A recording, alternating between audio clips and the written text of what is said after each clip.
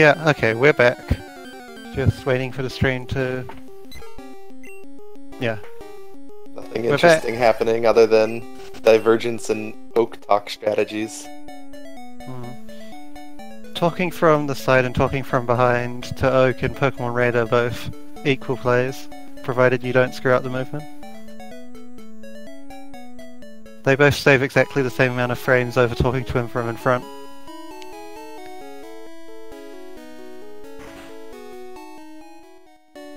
So Divine's out to pretty big lead actually.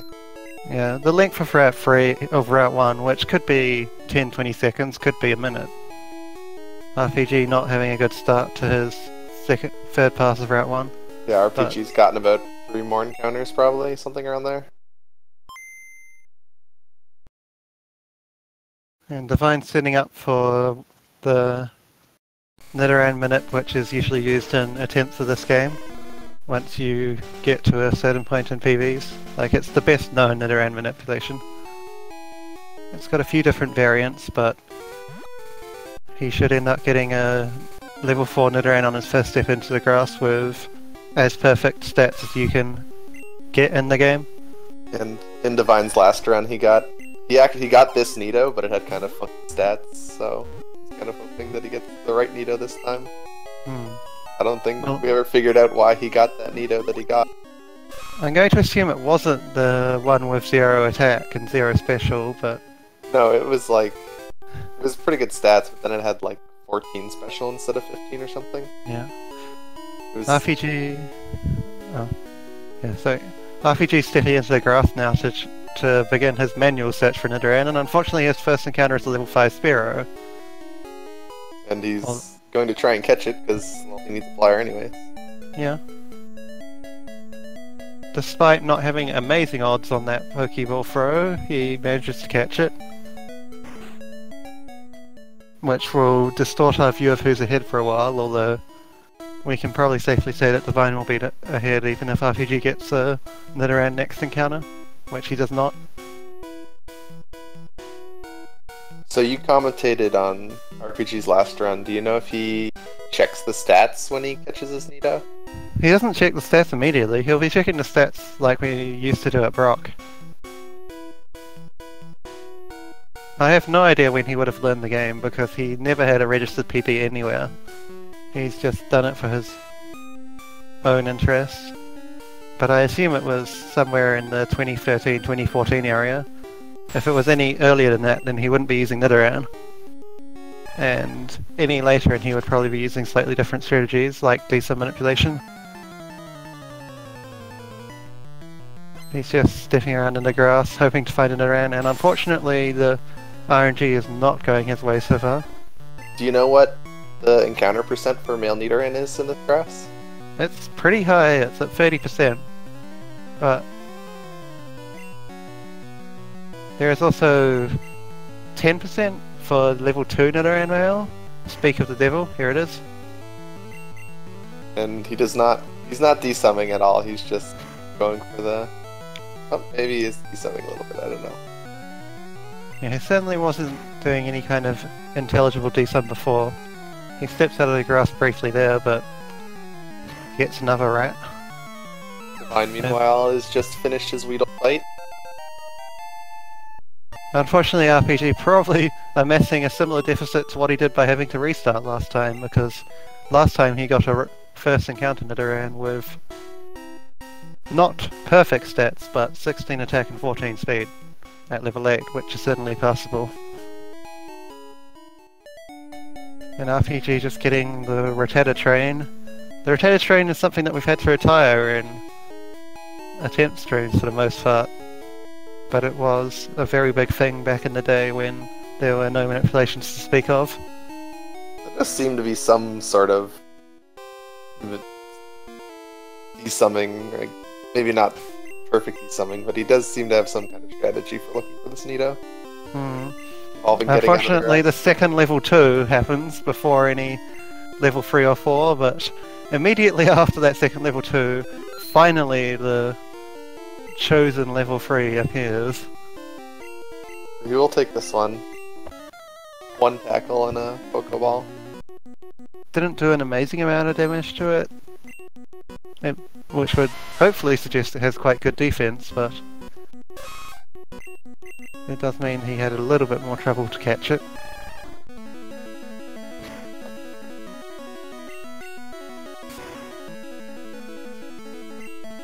So I'm not sure if his level 3 needs to get Horn Attack after Brock or not. Might have to go a little bit without it. No, level 3 Netherans are absolutely fine for the route. They fall behind on levels in a couple of odd places, but nothing actually that really matters a ton. It depends on your stats as well though. Some Netherans appreciate being, or some DVs will appreciate being level 4 more than others. And we've got Divine going for a fairly standard Brock with good special. You're probably going to heal here because free HP is not safe from even a non-crit tackle. Gets buyed and he's safe, provided he doesn't Gen 1 miss. This will be a pretty average Brock time for a lot of the runners. Yeah. A shade over 12 minutes is perfectly fine for a race. You could even say slightly above average, but really depends. RPG using the no encounter tiles in the forest, like a lot of the runners will be doing. Yeah. He unfortunately did YOLO the grass at the start without it and got an encounter because of it, but after that he's been going through the correct tiles and just got unlucky here to get a second encounter. 10 health going into the Weedle is not a healthy amount, so looks like he's going to pick up the potion and probably use it before the fight. No, he's going to go into the fight and probably have to heal in the middle of it. Yeah, this is almost certainly a mid-fight heal. It might not be for another turn or two depending on how safe he wants to play. You can take around, what, 7 damage a turn if everything absolutely goes wrong? Yeah, assuming no crits, 7 damage with a poison would be... Oh no, 7 is with the critical, but... like... you can take... you can take 5 if you're poisoned and you get a max roll non-crit, and 7 if you get a max roll crit with poison. But no, he probably won't heal from 7 just because most people aren't that paranoid. Some people will be though. Yeah, we'll see if he goes... no, now he won't go for poison, so he's dead to even a regular poison sting here. Yeah. And he crit, so he might not even kill it here. It looks like his damage was somewhat favourable on the first 2 turns though. This is probably still a chance to kill. As long as he doesn't crit again. Yeah. Yep.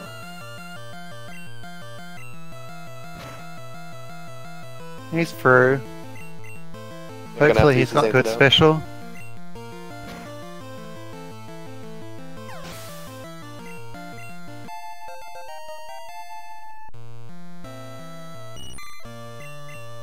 And then in the Brock fight we'll get to see what kind of DVs he has on his Nido.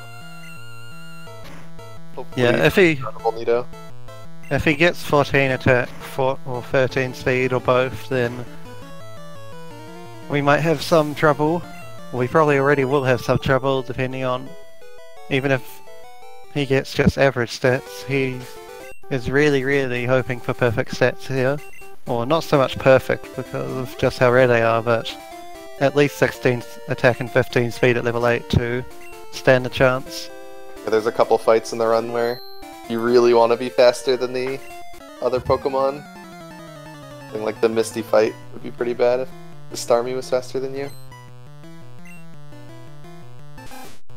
It used to be the norm for the Starmie to be faster than you, and it did make Misty a lot worse than she is right now, but most of the time you could say you had at least a coin flip to win, which I know doesn't sound very promising compared to what we have now, but it's not necessarily all doom and gloom against Misty. Divine choosing to lead on Horn Attack on the Rattata here. Some runners will go Leer Horn Attack, and others will Horn Attack on turn 1 hoping for the critical.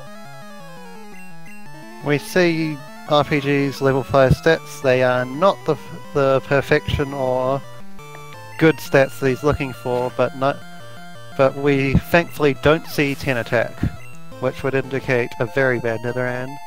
So at this point his stats could be anywhere from above average to below average, just probably not absolutely awful, nor really good. It's a bit of a mixed bag. It seems he's misplayed here though. Getting hit by Bide. Yeah, you cannot survive being hit by Bide no matter what, even if you've got bad special on your Squirtle. I'm guessing by the fact that he's sending out Nido, he did not save before the fight. Or else he would just be resetting here.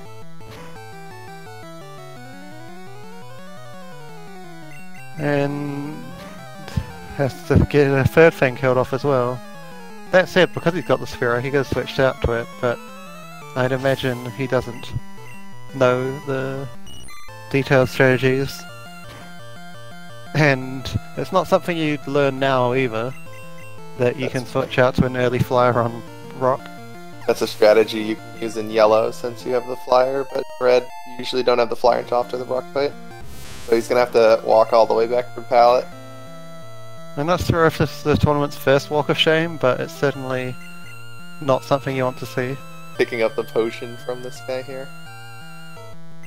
Yeah.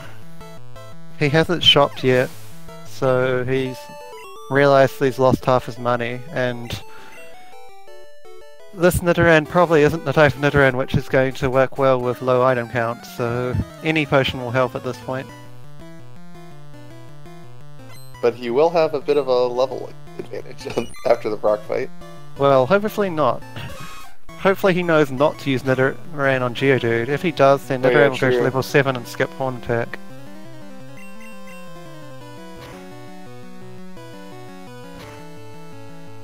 He's past Route 1 for the third trip.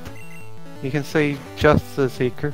You could see a bit before now, just as he crossed from Route 1 to Viridian City, there was a small pause while the colours changed slightly. That's the disadvantage he has. Cuts through the grass on Route 2 and gets punished for it as well. This is unfortunately shaping up to be worse than his first race, which did not start brilliantly either. And might spell doom for Crush Squids as well. His hopes are hinging on RPG somehow pulling off this upset now. Yeah, but it would make the final match between Divine and Pokeguy more interesting. Yeah, I mean that match is important no matter what, but it's it will now almost certainly be a playoff for first place and bracket positioning. Fine with the level 8 Spearow, so tackling it, throwing one Pokeball after the first tackle, but does not get in. Not enough damage, but now he's in red bar. Chooses to add another Poison Sting. Looks kind of risky. Yeah. Now it should be guaranteed to get in the ball, and he's got red bar, albeit for only this catch. Yeah, risked dying to the Spearow, which isn't that big a deal actually, but he did risk killing the Spearow, since he's going to take the center here. Spearow. Yeah. The red bar is way less valuable than losing the extra 2 turns to not catching it.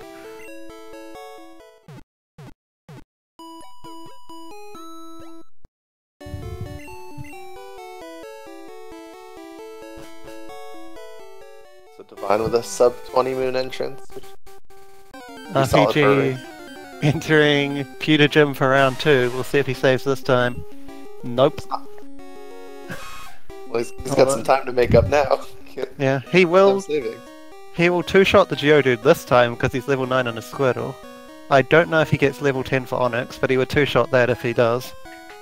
So it's going to be an easier fight than the original one, but... And he sends his Nidoran out for Geodude. Yeah, okay. We could be looking at a Horn Attackless Route 3, or perhaps a forfeit. We don't want to say it, but Maybe if he like sent out his Spearow here and like three-way split the XP. He might realize at level 7 that he could be in trouble, or he might just... Your best bet here is probably not to swap, right? Yeah, he hasn't noticed. Well, Well, you'd rather not totally miss out on Heart Attack here. Yeah, like, it is obviously better to not totally miss out on Heart Attack, but... This... Going into Route 3 at level 7 is not very fun either. You can... Okay, so yeah, his Squirtle didn't actually get level 10 either, which means this is still a free shot on the Onix.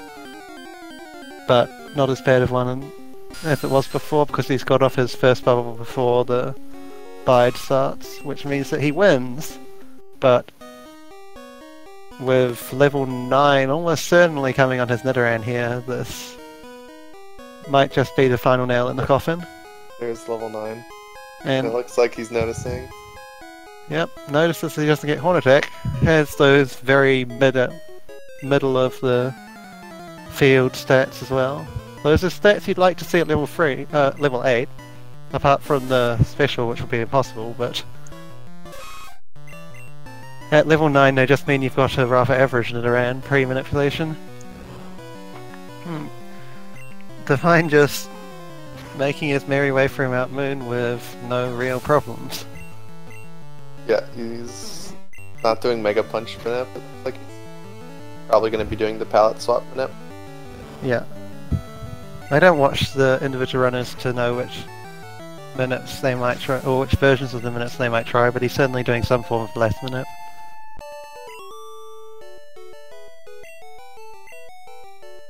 The Palette Swap minute being the last minute with a high, or with the highest chance to succeed, but increased execution difficulty over the beginner last minute. Devine's been doing Minips long enough that he probably should be doing the more consistent one, but yeah, he could... Yeah, there's the palette swap. Even though he switches to the wrong palette.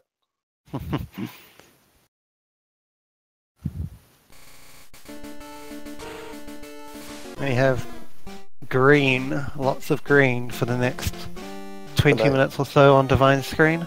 The nice radioactive Mount Moon. And we get to see RPG try to go through Route 3 with Tackle. He is not giving up, to his credit. Yeah. But he might be here a while.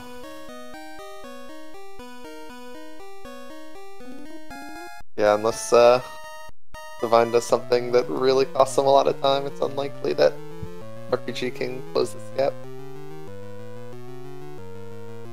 There are ways you can train wreck, and then there's ways you can train wreck hard enough to actually make up this lead. Or to lose this lead. This is about a 10-minute lead and RPG does attack. So, call it more like 12 or so. Fine, successfully doing his palette minute. Getting the level 12 Paris, see if he gets the YOLO ball. Yes. All the manipulations going smoothly for Devine. He's got one more chance to get trolled by a manipulation, but it is both the easiest one and the one with at least the equal highest chance of success. The Can's manipulation in about 20 minutes or a little more, depending on his luck. It also has the easiest fix, where if you did the A-presses, you do it without the A-press. Yep. Or you check a different can on the reset.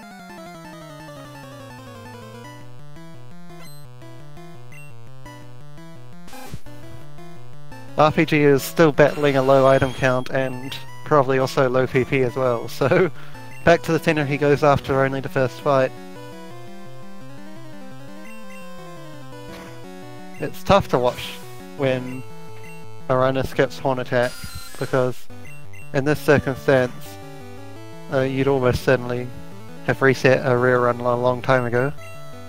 He would have probably actually just been resetting in the Nidoran bush about 2 or 3 minutes before he ended up getting the Nidoran. And this is why races of this game used to be a bit harsh. At least before before people got good at desum manipulation anyway. And even after desum manipulation, there was always still the chance that the Rattata train derailed your run, meaning that Pokemon Red races had quite a high forfeit rate. To some degree they still do, because people like to play risky in races, knowing that the pressure isn't that high, but... The benefits of the Nidoran Manip are not just the fact that you get a perfect one every time, it's that you get it immediately. That really increases your good start percentage. Whereas like RPG spent, what, like 3 minutes looking for a Nidoran maybe? Instead of 1 minute resetting and doing the manipulation. And he's now, because he's got bad stats, he's trapped in the old classic Rattata healing loop. Yeah. So, well, he's out of it right now, because quick. It's gonna look scary. He's one level up higher, right? Yeah, so... I'm used to the normal Nidoran, so... Yeah, he'll fluctuate between being on level and slightly higher. For the time being. Yeah, and I also don't know what his defense DV is. Yeah. Alright, switching to a flyer and healing. I think all of his stats are actually quite good apart from his attack and speed. Like, having 14 defense and 14 special at level 9 is not bad at all, but... Apart from the important stats. Yeah, that is the kind of key concept there. He's slower than Ekans, which means we get... The classic Gen 1 mechanic of being slower than something feels really bad.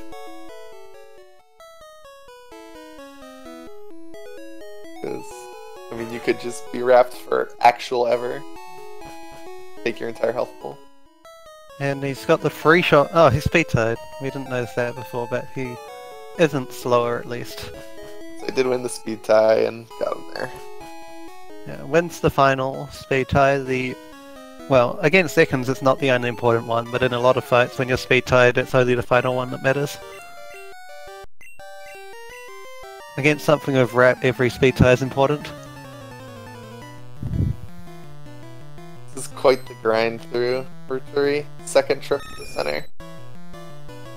Meanwhile, Divine is fighting Bridge Rival at 28 minutes. Means he had something like a 27 flat moon exit. Yeah. As Chad has been saying, Divine might well be thinking at this point that he should be aiming for a really good time for seeding purposes and not just... Because he's got the win in the bag, if we're being honest, so... Like, he's very capable of, I mean, getting, like, I wouldn't be surprised if he got a 154 in a race at some point this tournament, so I'm sure he's hoping to get a good time, even though his PB's only, what, 156.30 or something? Yeah, that was his third ever run of Red, I think he got the 156.30. And now he's got over 100.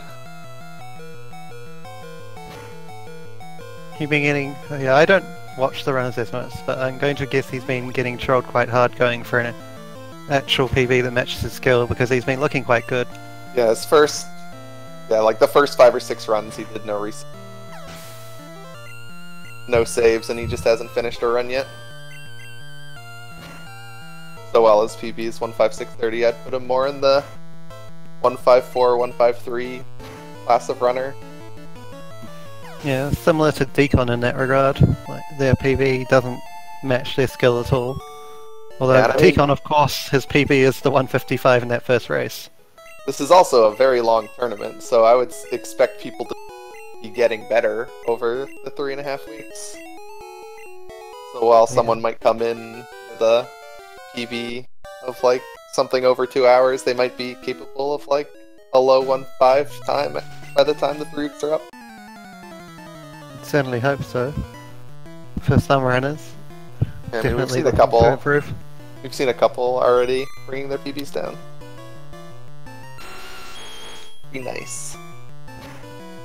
So the situation with the bracket round is that so far no one is in it yet, but if Divine does not have a power outage or something stupid to that regard, he will be the first person into the group stage alongside PokeGuy.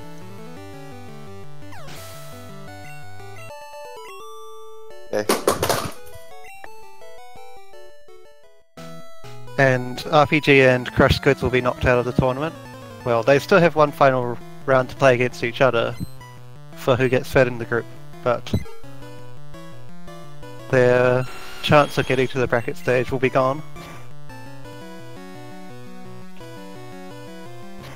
And while it's very unlikely that he makes a mistake that loses that much time, there are certainly mistakes in the run that can cost you, like, or something like running out of X items in Elite, where you just can't finish and you have to start the whole thing over again. Yeah, he probably can't make one mistake that would catch up all the time on its own, even if he does die on, say, Champion without saving and goes back right to the start of the Elite Four. That's how big the lead is right now. But all that being said, he still has to be onto it because of the seeding thing that we mentioned earlier. And I mean, this is just a PB attempt for Devine. May as well at this point, yes. Although, yeah, I'm not sure what exactly was his first attempt, or what exactly was his first race. He got over 2 hours. Great. Yeah, it was it was in like the 2:03 range. So he's definitely hoping to improve on that. He made some bad decisions in that race, which I'm sure he's admitted to. Like, he died to hurting himself in confusion on a fight when he didn't need to go for it. Yeah. And so apparently, first race was a 2:01. We will see if he goes for risks to get a really good seeding time, or if he's just playing safe to get something more like sub 2 to just secure not having a bad seed. Although, granted, there probably won't be too many people that make it into the bracket stage with a best time of over 2 hours. I mean, there's also a 1 or 2. There's also a pride thing on the line. If you think you're one of the better runners in the tournament, I'm sure you want to put up a pretty good time in one of your races in the group stages, even if just for confidence. Yeah, we don't know, honestly, what could happen yet.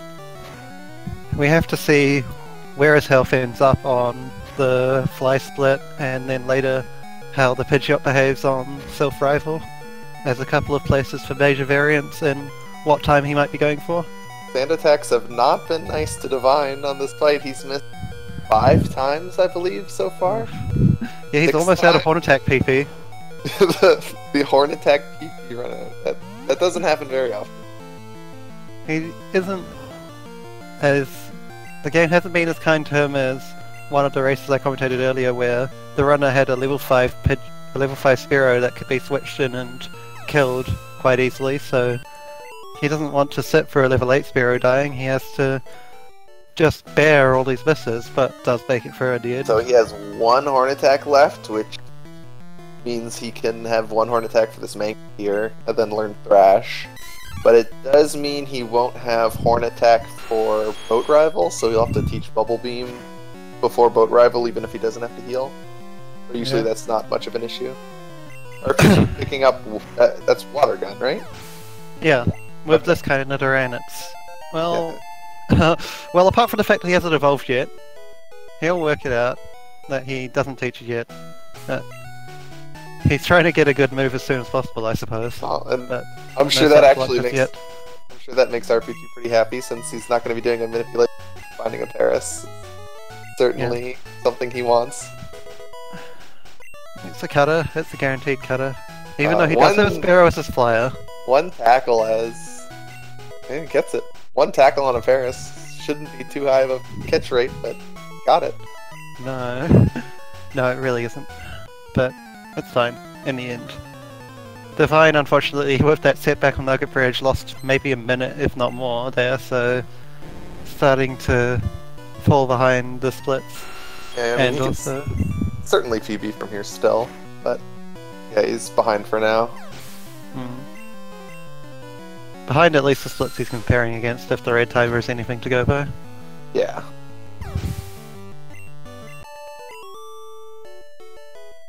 I mean, even with a start like this, you could probably get like a 154 or 155, even in a race setting.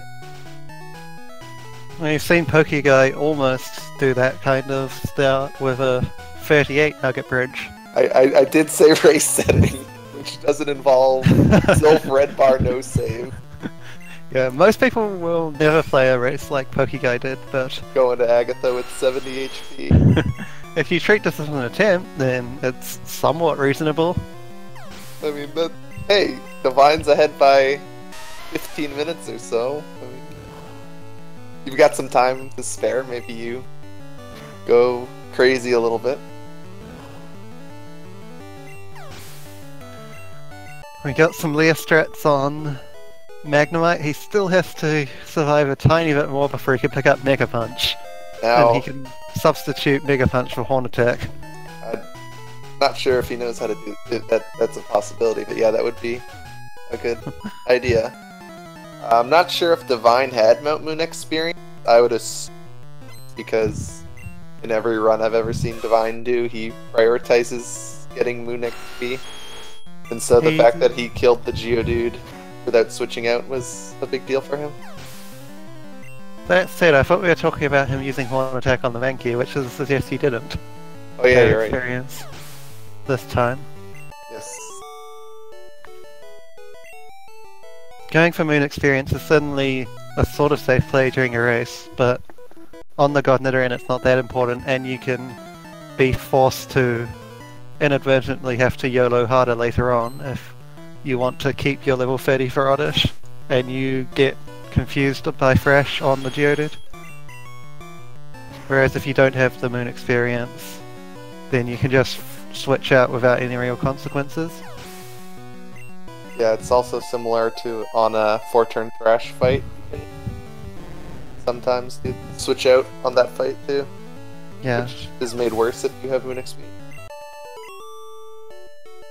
So it's not necessarily a 100% increase in safety, or I've played it just only increases your safety, it can decrease it in certain circumstances as well.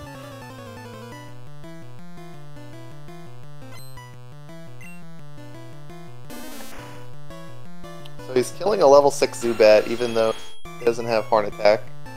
Normally be a one-shot, but he's gonna have to 2-hit this one. You'd imagine he'll be fighting the last and evolving, but as to what he does after that, I'm not sure. You may want level 16 before the last. I'm not sure how close he is. It won't really do him any good, and he's a long way away from it, but... Well, he did have that Geodude experience, and he's killed a few encounters. And yeah. But alright, so he's just going into the last level 15. At best it would maybe save him a turn or two from using Tackle as a Nidorino instead of a Nidoran, but... in the end he helps not to get them. Swag Bill's PC. Oh! Yeah, the Swag.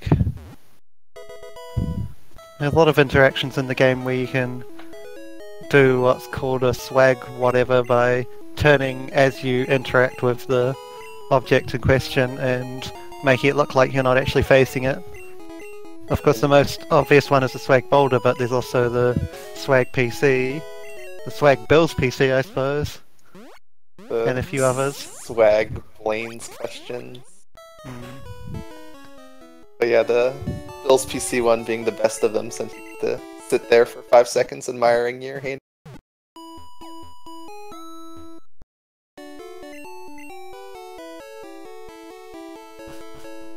And he's taking the center before Misty, I would assume, because, well, both he needs to heal before Misty anyways, but he probably also wants Horn Attack PP.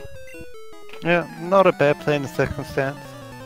Yeah, I mean, I think it's better. I think it's still better to just teach Bubble Beam in a separate menu, but centering there is certainly an option. Yeah. Especially, I'm not 100% sure what his potion situation is like.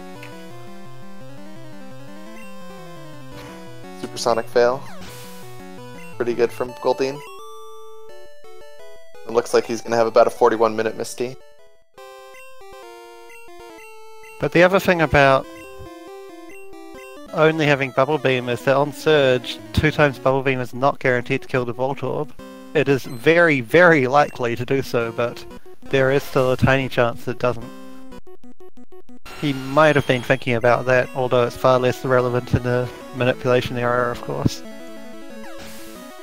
But it can certainly look scary when you do under half with the first Bubble Beam, and it is very blatant that you've done under half.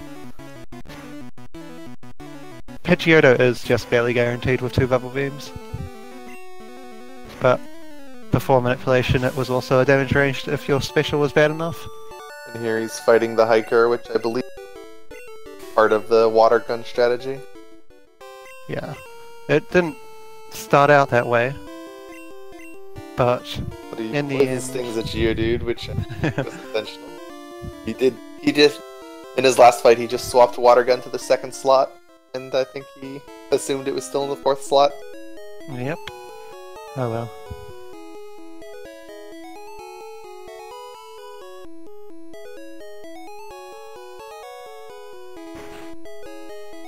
He'll get level 17, but the more important part is that he'll get various early level ups on Nugget Bridge.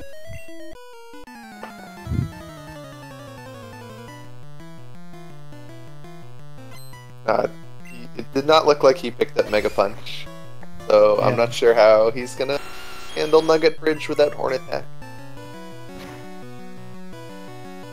Pidgeotto is going to be slow, although the whole of Route 3 and Mount Moon has already been slow, so what's new? That said, the more kills he gets the better, and he might well be opting to kill this. Does indeed, with Poison Sting. Paris down, more experience, getting closer to being level 18 before the rocket, which might save him some strife with Tackle.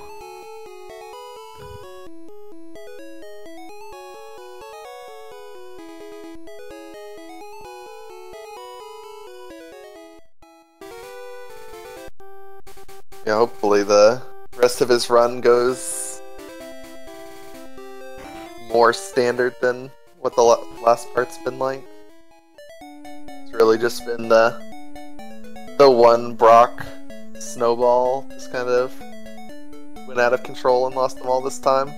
The missing Horn attack, well, dying to Brock, having to walk back, losing the Horn attack because you died to Brock and had to walk back and forgot that you needed to not have Nidoran out.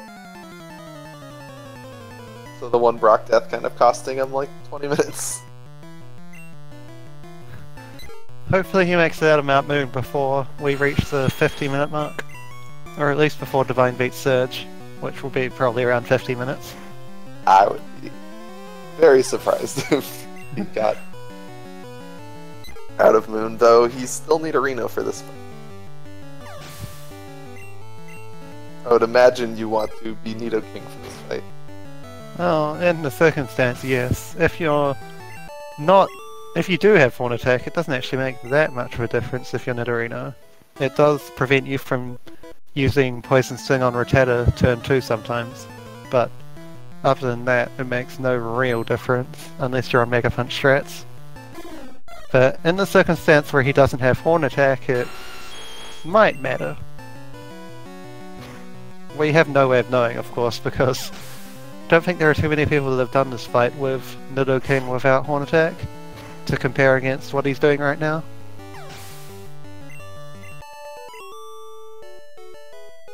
It looks like he's actually... yeah, he actually free shot both the Rattata and the Zubat, so in the circumstances, that doesn't look as awful as some of the previous fights have gone. Yeah, now he's evolving his Nidorino. He's only lost 2 turns of that fight, though it is a bit sad that we have to say only.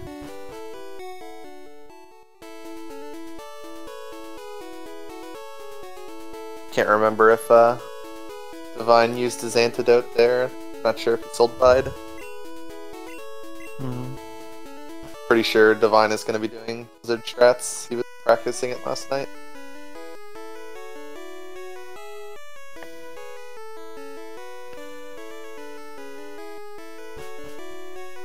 RPG, not entirely sure what to do on Grimer. Opts for Water Gun in the end. Probably pretty similar damage to tackle at this point. Hopefully he doesn't have another decision to make on disable water gun. Well, I imagine he would go for tackle over poison sting. There isn't really much of a choice there. Yeah. Well, there he could have. Yeah.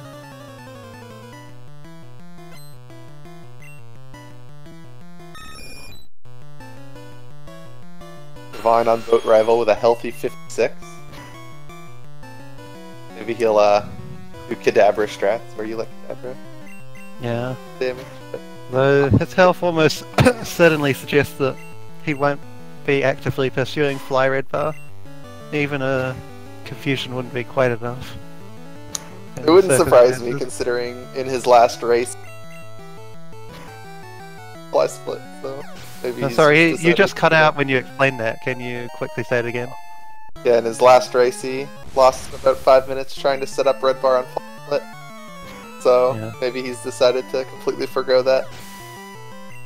No, I mean, he perhaps didn't have much choice with the after the center heal at Misty and then not taking much damage from Misty, but he could still do one of those crazy stall strats like Kadabra. Opts not to go for Kadabra at least. If he does get Sonic Boom, he could look for some setup, but 41 after Surge would be almost impossible to get Red Bar. Yeah, Sonic Boom puts him in certainly acceptable range for a Cubone or a Slowpoke setup, depending on what the exact numbers are and what, if anything, hits him before them, but it's still fairly unlikely that he goes for any kind of Red Bar and Fly Split. Yeah, I would assume that if he was Red Bar for Fly Split, he would not have taken the Misty Heal.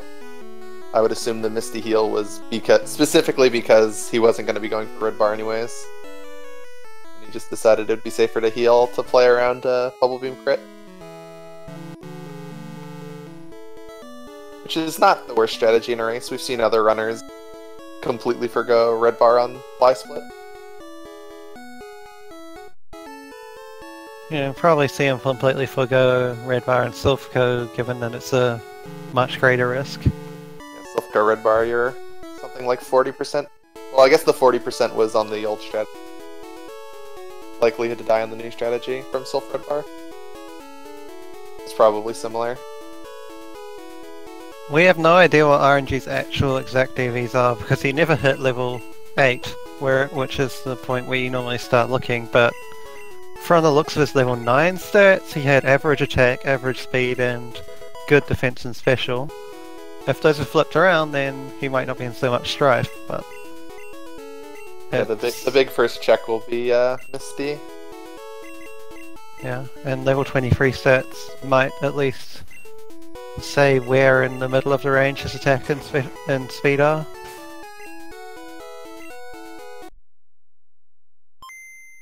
Yeah, hopefully we don't see something like 53 attack or something at level 23. Divine doing hands manipulation shouldn't be any problem. If it is, then it should only lose 20 seconds or however long it is to do another reset. Yeah, Cancel Up is one of my favorite for races, particularly because not only do you get the guaranteed first try cans, but you also just get a free safety save. Yeah. Which Surge is a fight where you usually want to save. I mean, on Divine's particular health, you wouldn't save on Surge. There's no way you can die. But normally you go into the Surge fight with some chance of dying. Yeah, I mean, you're almost guaranteed to be safe if you're above Sonic Boom plus Quick Attack health, but yeah, that was what I was saying. So, if you can survive a Sonic Boom plus Quick Attack, there's, barring a Gen 1 miss, you can't die. But yeah, no Sonic Boom because he Bubble Beam criticaled, so that is the hopes of any kind of Fly Red Bar pretty much extinguished.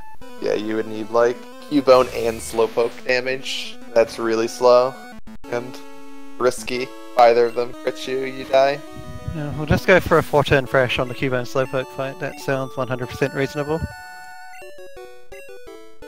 I'm not sure if it would even 2-hit Cubone, to be fair.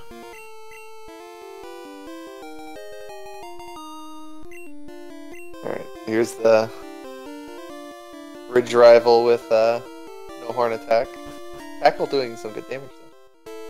He's been here for a while, but I mean, it's Nidoking versus a bunch of mostly unevolved Pokemon. It was never going to be horrible. Just slow. This is probably the most lopsided part of the run, where every 12 Pidgeys and you're just coming in with your level 23 Nidoking. Divine is still very easily on sub 2 pace, for even if Alan's comment was probably sarcastic. 50 Surge is perfectly fine. Yeah, Divine could still easily PB from here. Talk to the old man a second time though. Divine is certainly capable of taking a 51 Surge into a 155.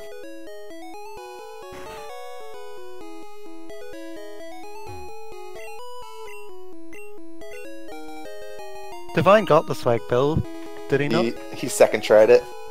Second try, damn. Rip the frames.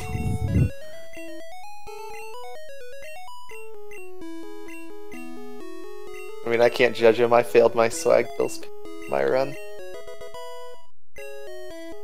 Got the other two though.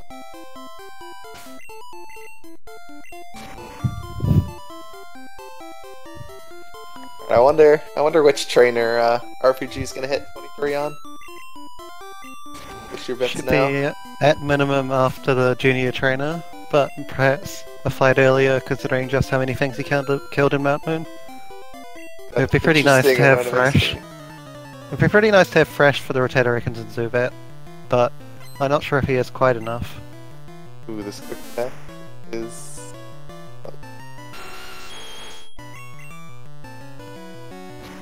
This Pidgey's going to take a while to kill the Squirtle. That's an unfortunate swap. Not that there will be much faster to kill the Paris, so he was stuck with either staying in or having a slow death. And he's going to opt to split the experience, which will almost certainly mean that he doesn't get fresh before the third fight. Ooh, but he doesn't have his options are set to... Well, you would always have it so that you can't swap Pokemon in between, but so now he can't go back to... But it's still the chance of Squirtle actually beating the Nidoran, well, they're definitely possible now, considering that he's got under half health. You're still not the favourite to win. So hopefully he can just swap back in after a death and kill with a single tackle, and it looks like he's opting to make sure that the Squirtle dies before it kills the Nidoran. There we have it. So one tackle should do the trick, or he might use Water Gun. Doesn't really matter. I guess he's going for tackle just because he used so many tail whips. I mean, you can't waste all that value you got from tail whips. Be the point. His defense is so low. If you are just coming into the stream, we've got Divine on a fairly standard run against RPG, who had a rather bad start, if we put it very lightly. He had trouble getting a Nidoran in the Nidoran bush, died to Brock, and when he retried Brock, he accidentally had his Nidoran level up from 7 to 9, skipping the main attacking move Horn Attack. And he has had to go through the whole of Route 3, Mount Moon, and now Nugget Bridge without any move more powerful than Tackle. Unless we count Water Gun, which is only very slightly more powerful. Divine did get red. Divine is on red bar. Just, I guess he 4-turn thrashed and hurt in confusion.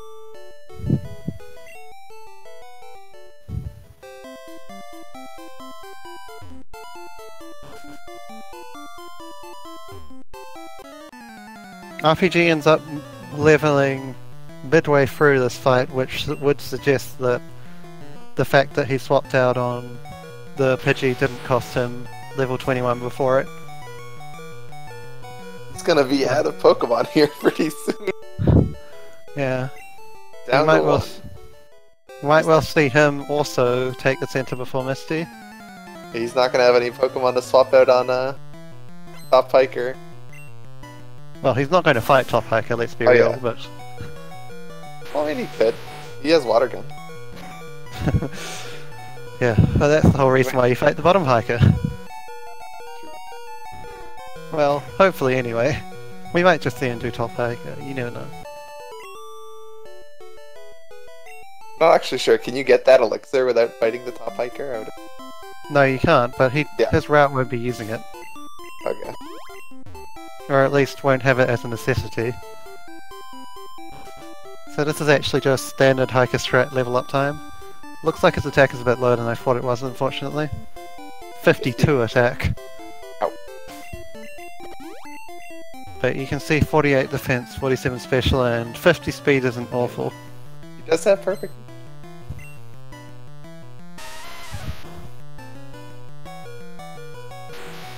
Yeah, that attack is very low. He's mostly past the places where it would cost him, but at the same time, it already has cost him. Though... Is zero DV attack 42 at 23? 0 DV is something like 48 attack. 52 is... Well, that might be speed, but I think attack doesn't go low... Or does... Attack is certainly quite a bit lower than 52. It might be 50 or 49 when it's 0 DV. It's been too long, honestly. Because most of the time when you get 0 attack, it's thrown in the bin halfway through Brock. When you see the 10 attack at level 5 or 11 attack at level 6. You never actually reach level 8, even, on 0 attack, unless you're in a race. I don't know what he's doing here other than going for red bar. I think this is another situation where his move order. Yeah, probably just the move order again. Divine did end up with pretty good red bar. Not only does he have red bar for the entire route, he also has enough health to do Lavender Rival safely. Yeah. Well, 18... No, yeah, because he levels up before the Bulbasaur. So he can take one quick attack from the Pidgeotto, which would hit him to 9, and then he'll level up to 12, which is enough to tank a Vine Whip from the Bulbasaur. Or Ivysaur. Yeah, I think it's Ivysaur. Yeah, it's an Ivysaur. I'm just curious as to how much the Ivysaur would do with a critical. But it's probably not more than quick attack plus crit. Well, it's probably does attack like plus 14. Vine Whip. I'd assume it's like 14 to 15 for a crit Vine Whip. Yeah, that's right around there, so it's not anything too terrible. Yeah, so the only thing that would kill him is quick attack plus Vine Whip, or one of them crit. Or if he's doing Ice Beam, he could die to double quick attack from Pidgeotto. But again, as I said, I'm fairly sure he's doing Blizzard. If he gets first try Elixir, and he does. First try...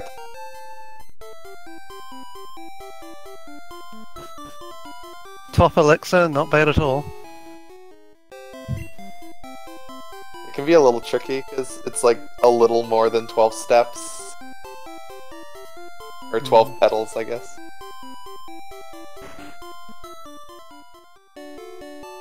Yeah, 12 petals is a good cue when you're not going for top, isn't it? Or, well, I'm not really sure, but... Well, yeah, if it's 12 petals from the bottom, it would be 12, yeah. 12 petals plus 1 tile.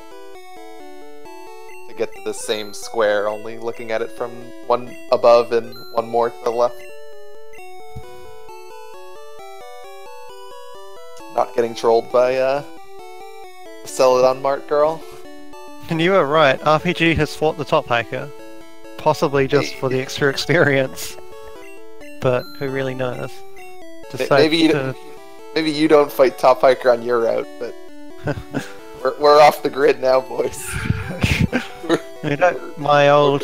Hey, he does love the elixir. Yeah, he grabs it. May as well. Oh, he fought both hikers. You can tell because that guy's flipping around. I was so I'm like, wait, when does that guy look up? Yeah, sometimes us commentators can have a bit of tunnel vision and only look at one of the two screens and then look back at the other one and not be entirely sure what's going on. Yeah, it looked like Divine only got Rock Slide from girl.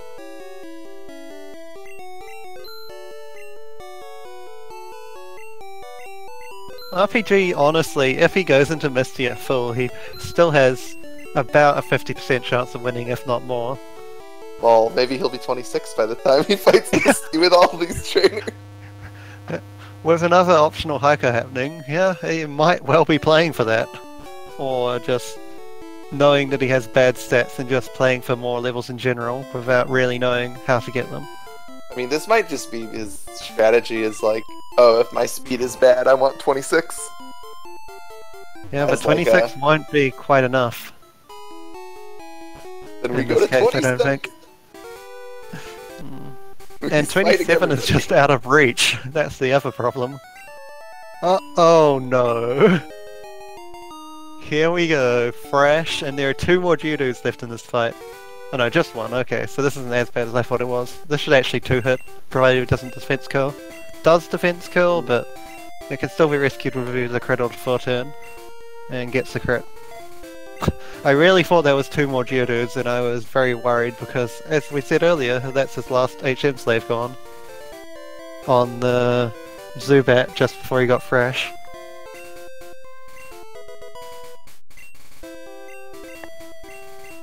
And yeah, I know there are ways that you can get 26 from Misty, but usually they don't involve fighting so many extra trainers. Yeah, maybe we'll see him fight the other trainer in Misty's gym. I don't even know what that guy has. It's got Horsey and a Shelter, and it should just be a smooth 3-turn fresh fight, but not entirely sure. Divine is not confident in his HP, though he does have enough HP for this fight. Yeah, he's opting to heal. No, yeah, it's a fine heal because if you don't heal here, he probably wants to either heal or save before Ghastly. So yeah, this plays around a critical and also just makes the next Ghastly fight safe. Yeah, I mean, no amount of HP is entirely safe on Ghastly, but being out of 1 Nightshade range is about all you can reasonably do in a race. I have died to a Ghastly from... That is quite impressive. But with Confuse Ray and 90% accuracy, anything can really happen. You can always just miss 3 rock slides and hurt yourself in confusion a couple times. So Thrashing Kadabra is a 1-shot, then you get the 2-shot in Ivysaur, which lets him Vine Whip you, but you are 32 for Ivysaur, so you would have had the extra health, even if you had gotten quick attack. Yeah. He would have been on 13, and Vine Whip does 10 to 12 with a non-crit. It would have actually killed with a critical, because it's 16 to 19, I was misreading earlier, but still not the biggest risk. Is 12 the high roll? Is that like a 1 in 39? Yeah, 12 to 1 in 39. Okay. And the crit is kind of split evenly between 16, 18, and then 19 being the high roll there. Yeah, so RPG has made it past spell. And not centering. Isn't he like in low? He's in low red bar. Yeah. So... See how this works. He might end up leaving the gym when he sees... That wouldn't surprise me. I don't know how many potions he has either. Can't imagine he has that many, considering he died to Brock. Probably doesn't have any. He's still got a very interesting moveset of Tackle, Water Gun, Thrash, and Leer. Makes it past the Goldeen at the very minimum. Doesn't even have Poison Sting for this gym. There's 26! Even before the Staryu. It won't be 56 or 57. I think, yeah, you need 57 to outspeed and 56 to tie. It won't be... Yeah, nah. I don't think it'll be even 56. Right. I think it'll be 55. As I predicted. Goes into the Goldeen fight, realizes he's at 11. Goes back and heals.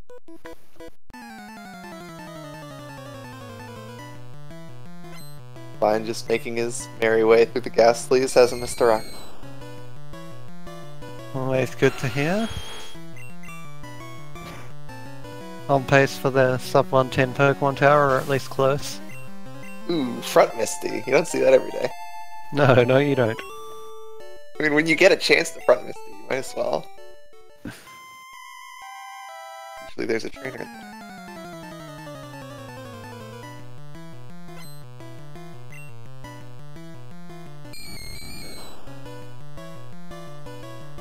RPG is probably just continuing to play at this point just in case his opponent has to forfeit.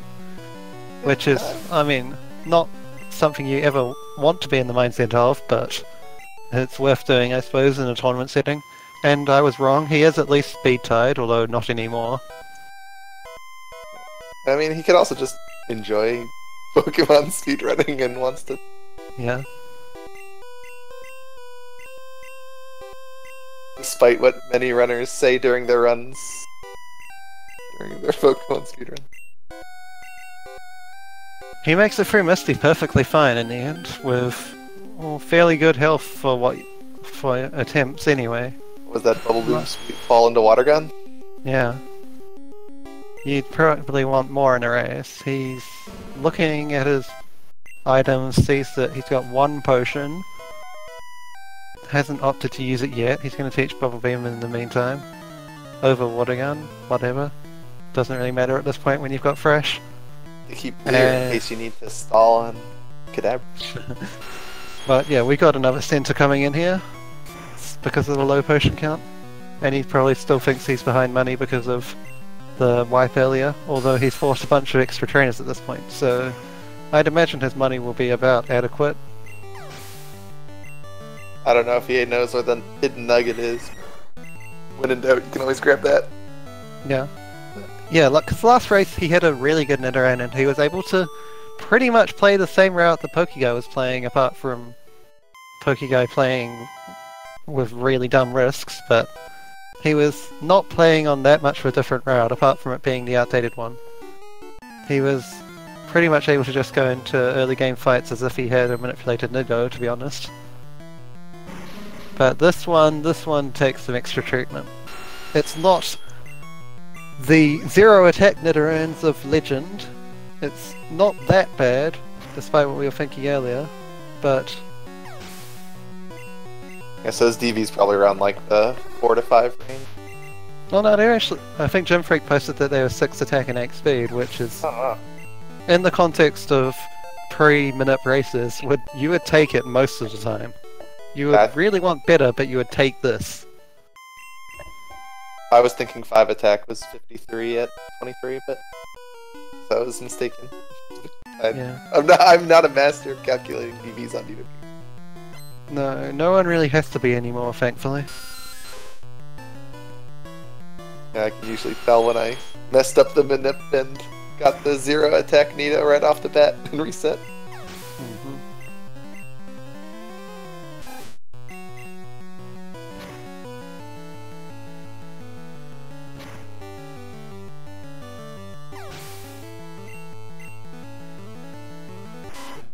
RPG takes a couple of tiles of extra grass, may or may not have been punished given the context of where he got that encounter. Hits an Oddish just in case he didn't already catch a cutter, but he already has a couple of options there, not least a Paris that he got very early on in Mount Moon. Yeah, I'm willing to believe he might take a different route through the grass normally because sometimes he has to find an Oddish there. Yeah. That path that he took is perfectly fine for Oddish hunting, to add those extra couple of steps without losing any extra time.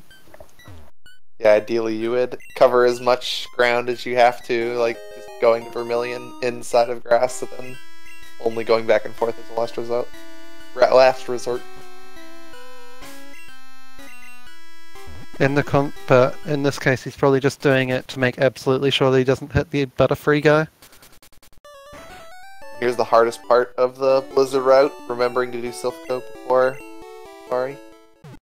I'm not sure if it's this or actually picking up Earthquake.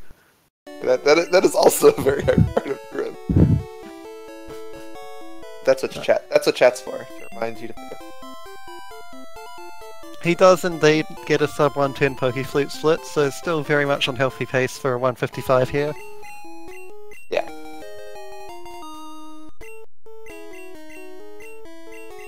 Assuming no deaths and he plays at average ability. Yeah, and assuming he does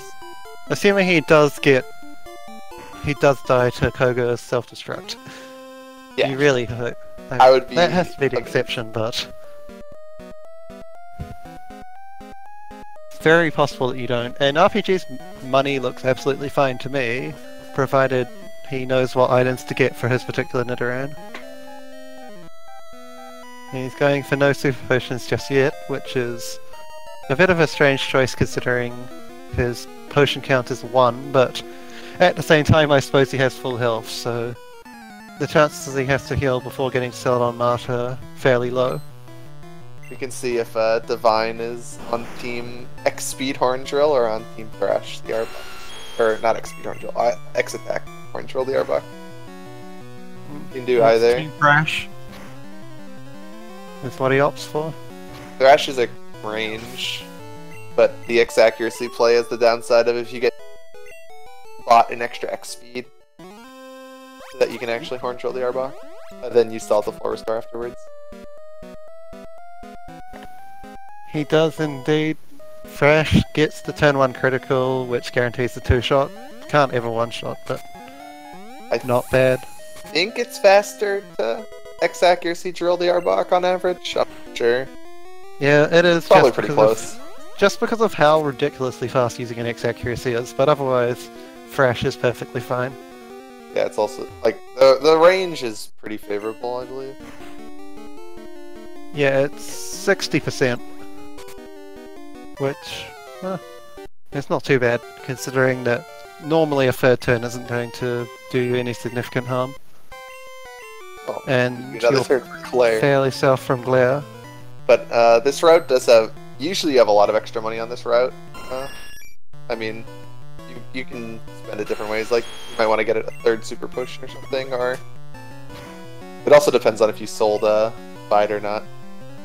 Yeah, we see Divine only got 1 X special, so he's definitely just X speed, X accuracy, Horn Drill, 5 Horn Drills on this fight. Yeah, you'll see a lot of people. You'll see a lot of people buy 1 X special and not swap them up. Yep. Because if you aren't going to go for Silph Red Bar, there's no need to swap the X special up. Sometimes I do it just so that I can know where it is, so I'm not like hecking around looking for it for like 20 minutes.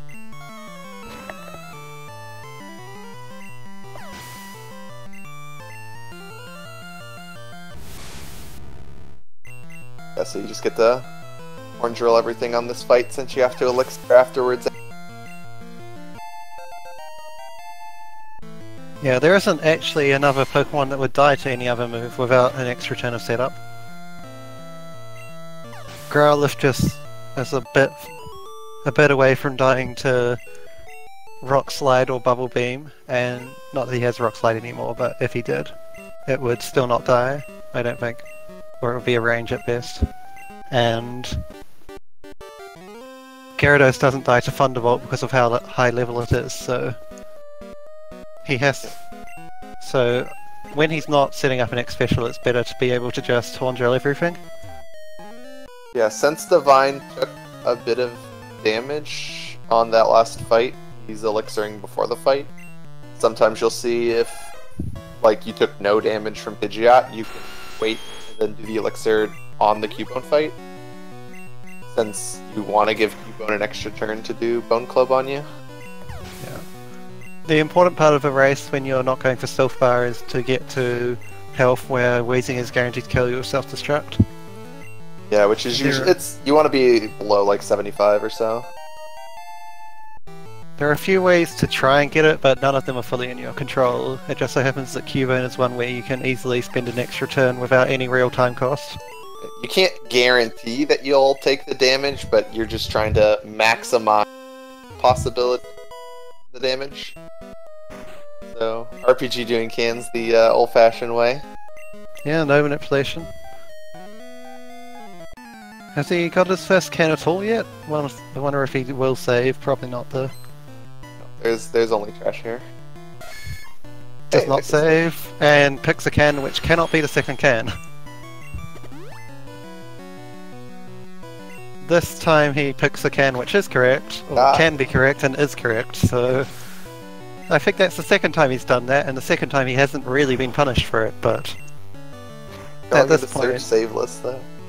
At this point, can we really deny him? Let's see how the Surge fight goes for Nito without saving. I mean, yeah, his health is 60. He's not dying.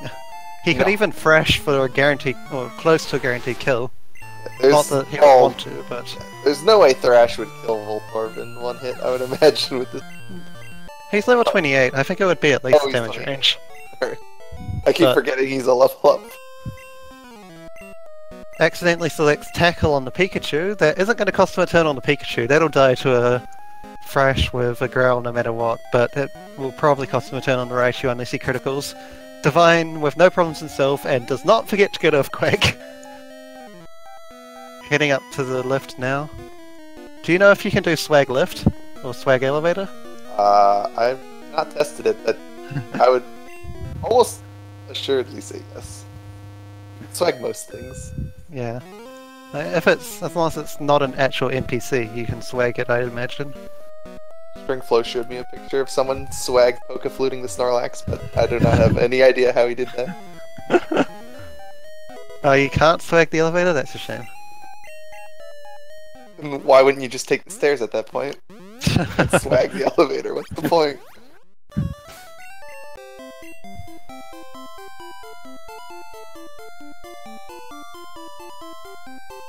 And Decon makes a good point, it would mess up the fast scroll if you tried to swag it.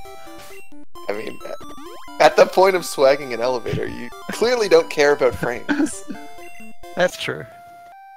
Unless you're cheating and you have a computer doing the movements for you, you're probably going to lose frames doing the swag movements. Well, yeah, every swag movement, well, swag boulders always lose time. I guess other swag movements don't, but... If you're frame perfect, they probably save a turn frame or something. Yeah. But you would have to turn in place frame perfectly as going into the tile, which no human would be able to do. Yeah, because the thing about turn framing in place is that you have to spend an extra 2 frames stopping first. Yeah, exactly. Which means that at best, I think at best swags can only be equal time. Getting the rare candy and the PPF without any hesitation. Watching some of the other races is actually quite a feat. My own race included. Yeah, normally you see runners hit B a tile or two early if they're a bit worried. Not that there's a problem with that, but it will... Hitting a tile too early, not an issue. Hitting one of the... What are they, cue ball trainers? I think that's what they're called. I can't remember the name of those trainers. Yeah, they're either cue balls or just bikers, depending on which particular one it is, but... Check we out see the that first Nito. stats flash. Woo! That is a good looking Nito. He officially loses time using cut, as many runs will, but we're not going to be too picky about that.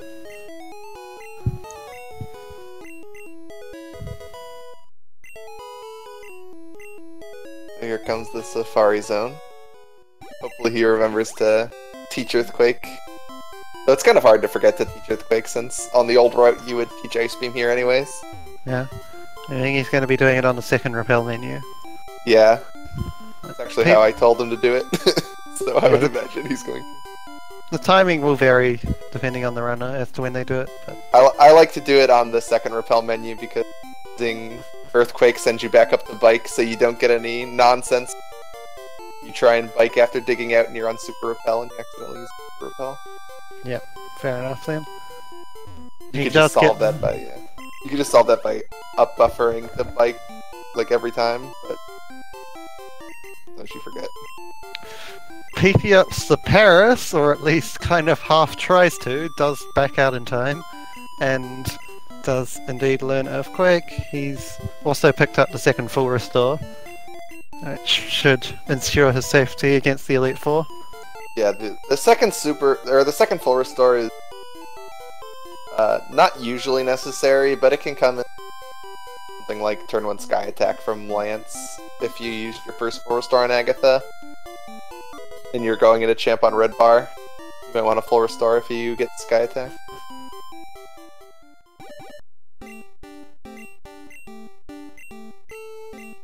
And Surf fills 20th item slot. Granted, we had exactly 20 items before he taught Earthquake and used to PP up, but now his inventory is deliberately full for the Koga gym battle. RPG's heading into Rock Tunnel. We haven't touched on his run in a while, but mostly because it's been pretty uneventful. Now that he has a somewhat normal moveset again, and none of the Pokemon here are really threatening even to a slightly below average Nidoking. He's just cruising through for the time being. He's getting closer and closer to normal levels for these fights. Normally you're 29 here. Yeah, 30 is actually good for the second Slowpoke. It guarantees it even on bad special. Though, given that his special DV was 13, he was fine regardless.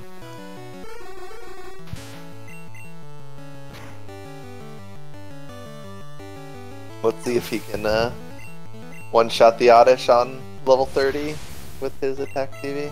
We'll see if he gets level 31, but I don't think he will. I think by now he's not far enough ahead on experience. Yeah, that would be literally a full level ahead, and I'm pretty sure he's only like a half a level up now. Yeah. He does have quite a decent shot because of being level 30. It's possibly over 50%, but... So let's see how this Oddish treats him. He does have a high amount of health, so he'll survive even a 6-turn sleep with Absorb every turn. But just gets the kill, so whatever. If that wasn't 100%, it was at least...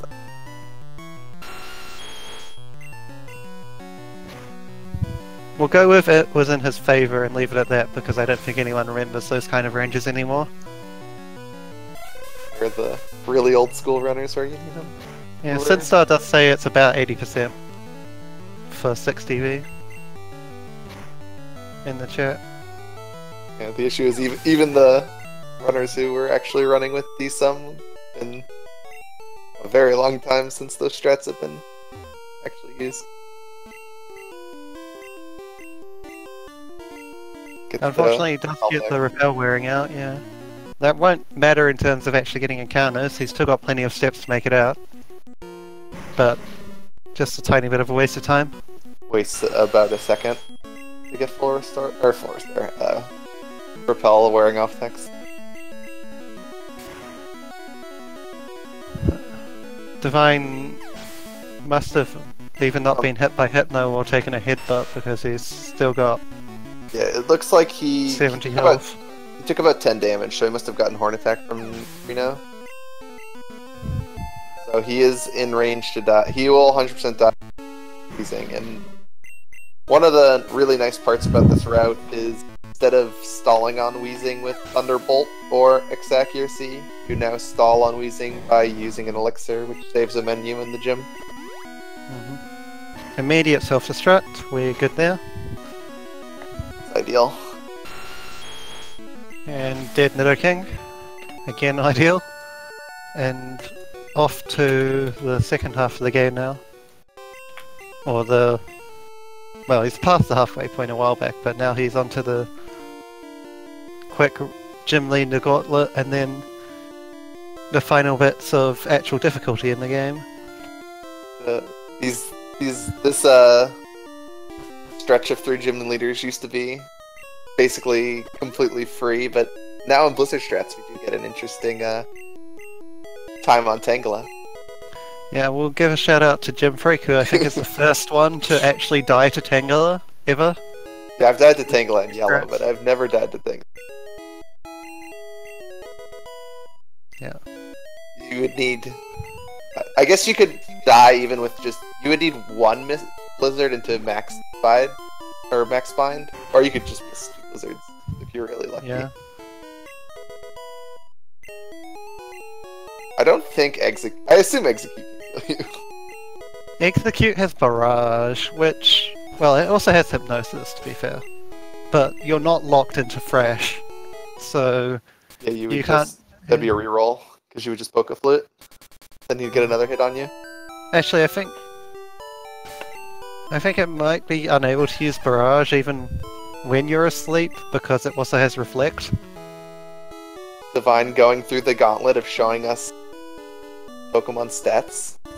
But I'm not sure if that trainer has good AI anyway. It's a beauty, so they probably do. Yeah, so Execute can't kill you. Yeah, so... Which I was pretty sure Execute had no way to kill you. Yeah, once you're asleep, it'll just spam Reflect until you wake up. That's another really cool part about the Blizzard route. Just kind of happens that every single trainer other than Erica that you use Blizzard on, the Pokemon that you're using Blizzard on can only use like Agility or Fissure or something. And honestly, unless your name's Gym Freak, you probably won't be dying to Tangler either. I guess Golbat is the other exception to that, but Golbat's actually better for you, since Blizzard's gonna make it Super Potion most of the time. RPG with trouble with the Elixir does eventually find it. Opts not to get the second nugget, but he's got just good enough stats so you shouldn't need it. Plus perhaps a couple of thousand extra Pokeyen from those extra trainers. RPG's about 30 minutes behind Divine right now, because Divine finished Lavender Tower at 109, so that means his shopping was done around, what, 101? Yeah. So RPG will probably be done with his fly split around 130, so yeah, about a solid 30-minute lead here. Plus Divine has the better Nidoran. So that's kind of potential time saved there. I guess we can have a look at the best times and see where this might put Divine, because we've been told that it's only your best time in the group stage that matters and not your average time. Divine for with any of the swag tiebreakers. I knew Divine was going for the swag records. We've got a swag Bill's Pizza, a swag Secret Swish. He does opt to risk not teaching Blizzard until he's just in front of the secret key, which might have some people a little worried, but does pick up the secret key with no drama there. Yep.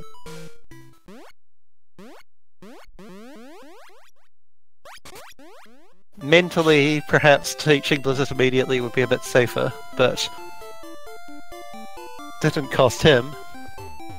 It's still not something that's ever regularly going to happen, but it has happened to people in the past.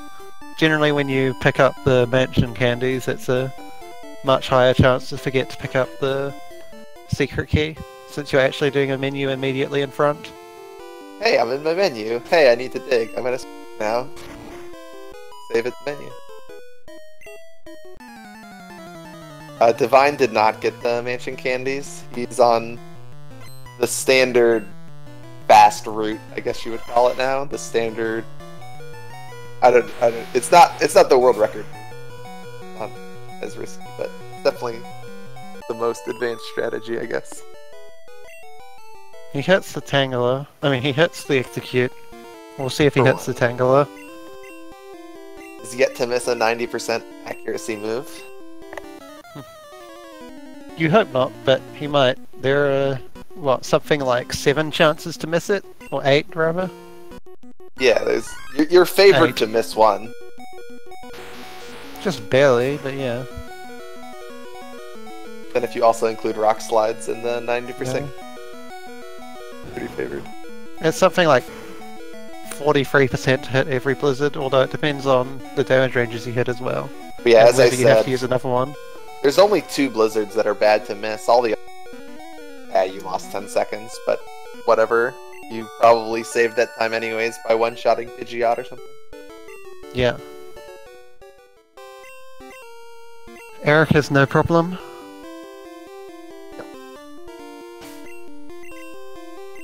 None of the gym leaders are going to be problems from here, barring Gen 1 miss, obviously.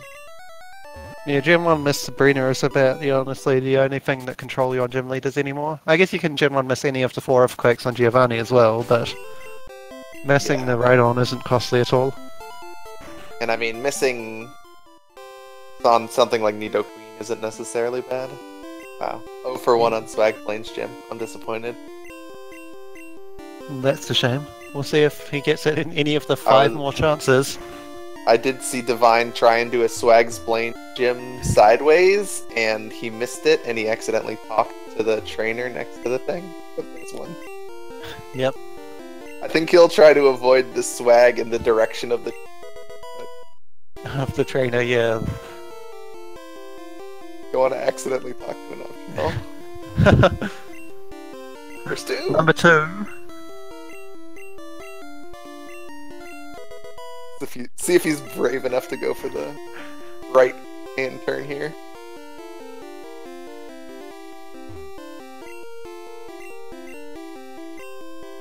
RPG starting his Lavender rival fight, and I assume he has an Ice Beam. No, he doesn't have Ice Beam, but he has Horn Drill and he has X Accuracy, so who needs Ice Beam? Well, I mean, in terms of... Oh yeah, but in his bag, yeah. You're right. I can't imagine the Blizzard strat works for all Nidos. He's following a fairly standard 2014-2015 route, honestly.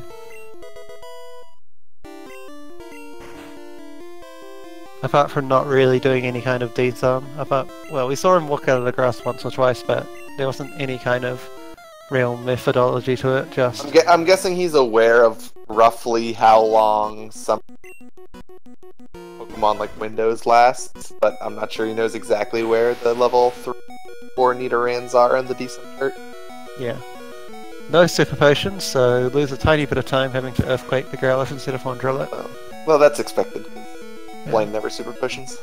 That is, of course, the way more likely thing to happen, but you always want the Super Potion, and since Star talking about getting 3 or 4 Super Potions in a row in the chat earlier.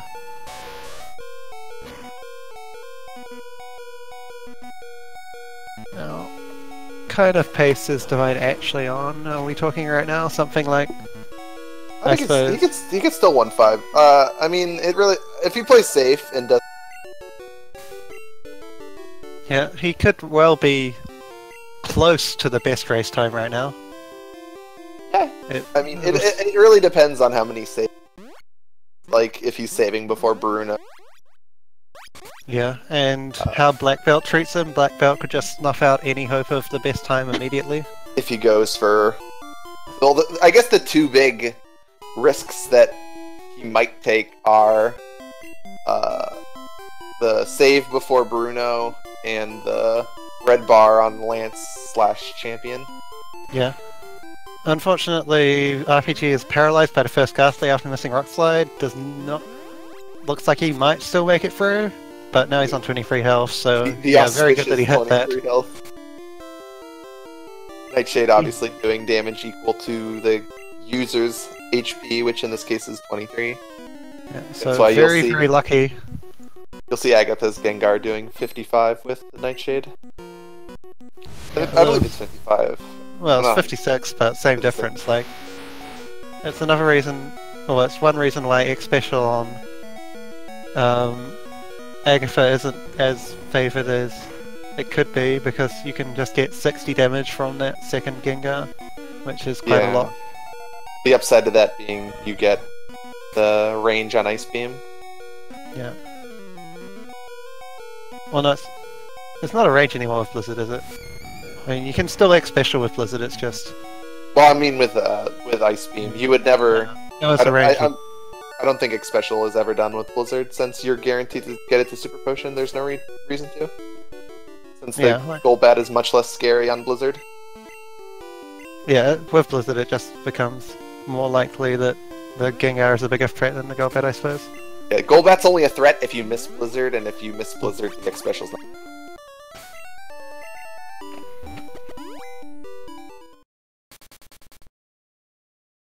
So off to Giovanni. You're not guaranteed to hit it into your range with no X Special Blizzard, but it's what, 50? I think it's 50%. Yeah. Yeah, I think I remember hearing it that it's 50% to get it to Super Potion. And then another 50% for it to actually use the Super Potion. Or am I misremembering something? Yeah, so I wasn't saying that it was guaranteed.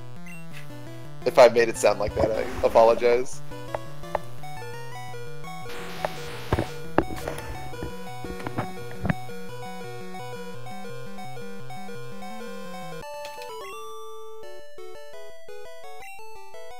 Alright, here's one of the two potential spots you can die. Well, I guess you can die at other spots, but this and Lancer about 16% kill you, 15, 16. Because Karate Chop has an abnormally high crit chance, so if he uses Karate Chop, he's almost guaranteed to crit you, which... There's the Karate Chop, and there's the crit, and there's the reset. And there's probably ripped the race, not the race record, he's already lost the race record a while back, but ripped the tournament record so far. Back to the sewer pallet. Vomit. You think he might be using that pallet deliberately because of your opinion on it? I'm 100% sure that's why he's... Despite me, in particular. I mean, dying to black belt's not... It's one of the most likely things to kill you, but it's not one of the worst things to kill you. It's pretty fast to die to the Machoke. You just reset and go back up one tile, and it's the first Pokemon, and it kills you on the first move. Yeah. I guess same with the Gyarados. If not for Lance talking a ton and your health going down from Hydro Pump taking forever to know if he's actually crit you or not. Yeah, that's the main differences. Yeah. But like a death on like Agatha is miserable because that involves hurting yourself in confusion a bunch. So you. Yes, that is way worse than either of those two, obviously. Going out and then back into the gym to reset the black belt's position so that he can go on past here. Yeah, if you ever feel like you want to go on the spinning tiles in Gen 1, reconsider your life decisions. Because it's just not worth it, ever. There was a corner case in old race strats where you might want to occasionally pick up that or revive, but...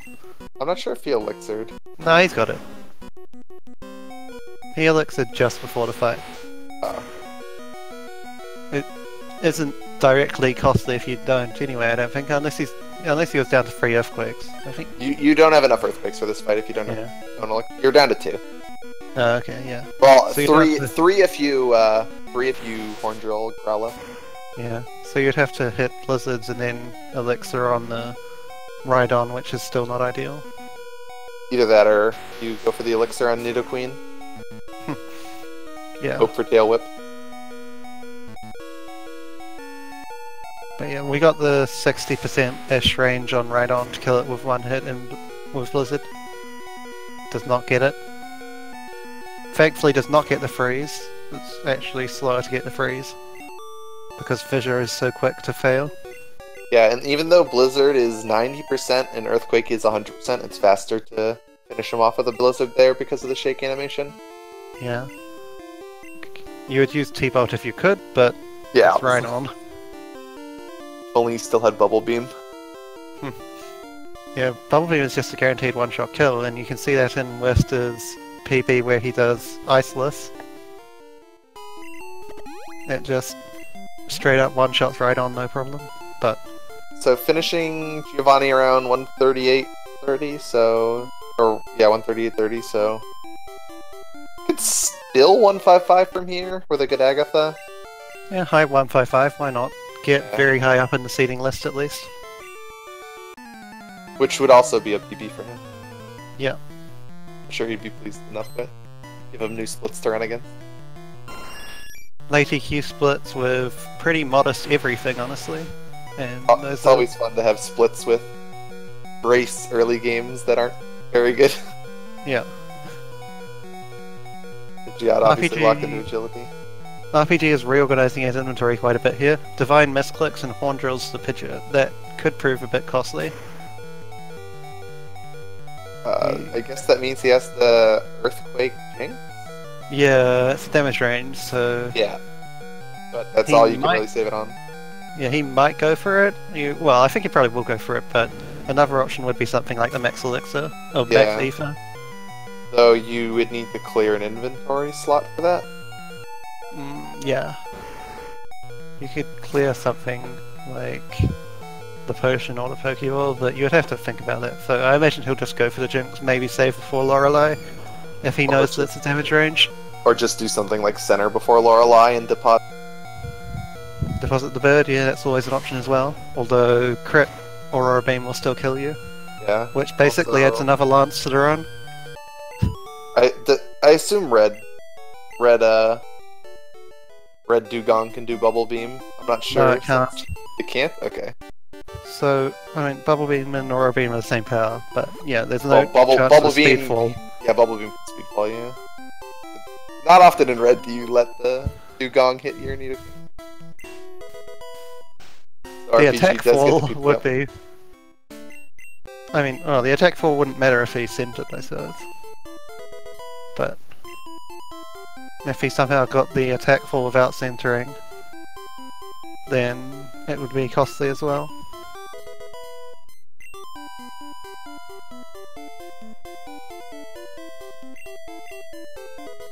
Alright, so yeah, raising the PP of Orangerill. Not sure, did the strats in 2015 use PP up? If your stats were bad enough, yeah. Okay.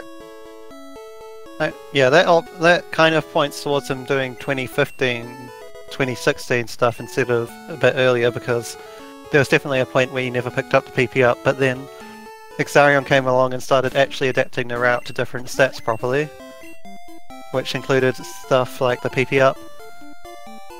Yeah. I'm gonna have to lean on you a bit for the 2015 bit before my time. I mean, I am honestly just vaguely remembering when each thing happened. I have no idea of the exact timings of everything. It's just that these things all happened in a kind of blur of 3 years between Nidoking becoming a thing and manipulation becoming a thing. Luckily, Divine didn't strength as soon as he got into the cave, because he turned up one tile early and bonked into the boulder, which would have put it into the stairwell, and you'd have had to go back up. Swag boulders on the first.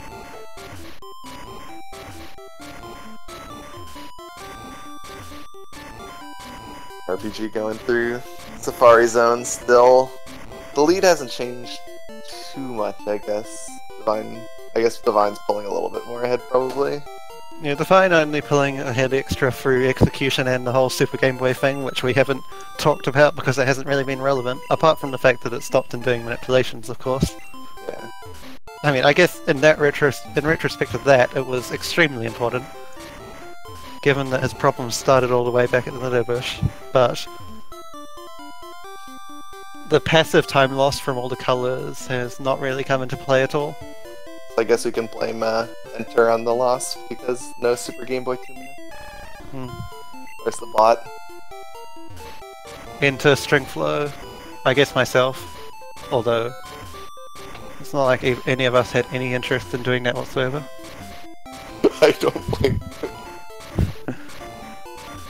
I don't know if anyone even owns a Super Game Boy 2 who's prominent in the Pokemon speedrun community. I guess Akisto does, but he only plays yellow. If you're a top runner in the red community, you would be playing on a 2-minute slower machine anyways. Yeah. Fine with a little bit rough movement, but fine for the most part. You had to backtrack a bit around a boulder, which you would hope to avoid if possible, since you need your movement here to be perfect to get to the boulder. Yeah, so he's repelling here because he knows his movement is perfect. You might as well kill the 1 second effects. Like, once you make your first misstep there, you might as well just repel, like, before going in the hole, since you're not going to make it anyways. Yeah. Here, we'll see some swag bonus here, though, almost certainly. If you've only made one, like, movement mistake, it's probably faster just to YOLO the 2. I am disappointed that he doesn't do either of the staircase swag boulders. They're of course the most risky, but they're the most cool to actually pull off. Yeah, you don't want to go flying up the ladder when you miss your... But the simple solution to that is just don't fail your swag boulders. Okay, so we'll see what approach he takes to Lorelei here. He's down 1 drill. will he opt to go for absolute safety and deposit? Well, not absolute safety, but more safety. And first, we get a spike PC. Alright, so no flyer deposit. I'm not sure if he's. I'm guessing he's gonna Earthquake Jinx. Yeah. Which I would want to save before. Yep, and he's saving. Yeah, he knows. He's saving before. I like how he's saving before going in case he does it and then dies to Jinx and he decides. Yeah, he might not know if it's guaranteed or not, and he might even think that it's not a range at all and he just can't kill it, so you might see him go back to the center if he misses the range the first time. I'm pretty sure he knows it's a range, but if he misses it, he may be like, damn this Jinx. Oh yeah, I guess if he runs yellow, then he would also have another shot at knowing. Yeah, I mean, I don't know. He's familiar enough with Gen 1 that I would assume he knows. But yeah, he might knowledge he's coming with, but yeah. He is pretty new to Red. He started around the same time I did, which was about a month and a half ago. But yeah, 72% as PokeGuy is saying, so we'll see. That's 72% because you don't get the mansion candies. It would be 100% if you got the mansion candy. You'd be up on mansion candy. Yeah, and you need about average attack to make it guaranteed at 50, but we're not talking average attack. I'm pretty sure the Jinx is basically the entire reason you get the PP up. Like, if it weren't for this Jinx range... It's also the champion, but well, I mean, you can... doesn't hurt. You can always just Blizzard right on. Yep, slow Blizzard right on, but yeah. in the context of Ice Beam, it's another reason. But at least you can't die. You could also just double Thunderbolt Pidgeot. And yeah, I guess he really hesitates a lot. Like, red bar, safety, red bar, safety. Goes for safety in the end. If you listened closely, you might be able to hear him on his side of the microphone. Guess the center heel won out. Yeah, safety wins, although, well, he will probably still swap out to the flyer. I guess, yeah, his flyer's not in slot 1 because he hates saving time.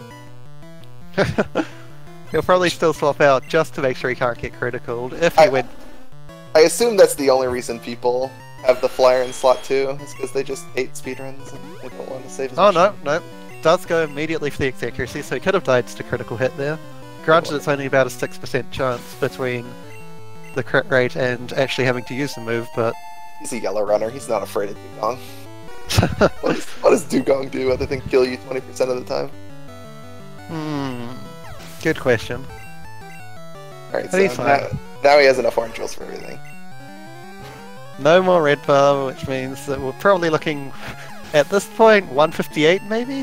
157? Yeah, this is gonna be a... Yeah, this is gonna probably be like a 158. Yeah. The Jinx... he gets the Jinx cry, so it's probably gonna be more like 210. Yeah. But he doesn't have to save for Bruno, so he's got that going for him. No slam crit deaths. RPG wins the race because he's probably going to skip the Jinx cry. Yeah. The Jinx cry.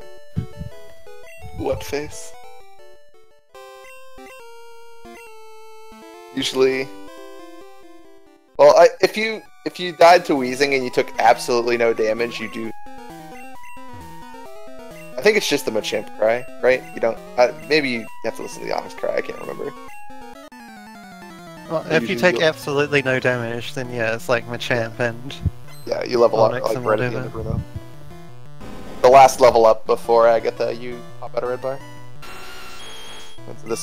All the fights here are the same on Blizzard and Ice Beam. Blizzard, the Pokemon that you would normally Ice Beam. Well, except for Aerodactyl, who you Thunderbolt. Yeah, he's got Exec up here, so Blizzard Miss is not in the picture. Yeah, so you're using Blizzard over Horn Onyxes to... Because Horn Drill gives not very effective text, Blizzard gives super effective text, but then Horn Drill also gives the one-hit KO text. Yep. So you save... I don't know how much time that saves. Some amount, probably like half a second.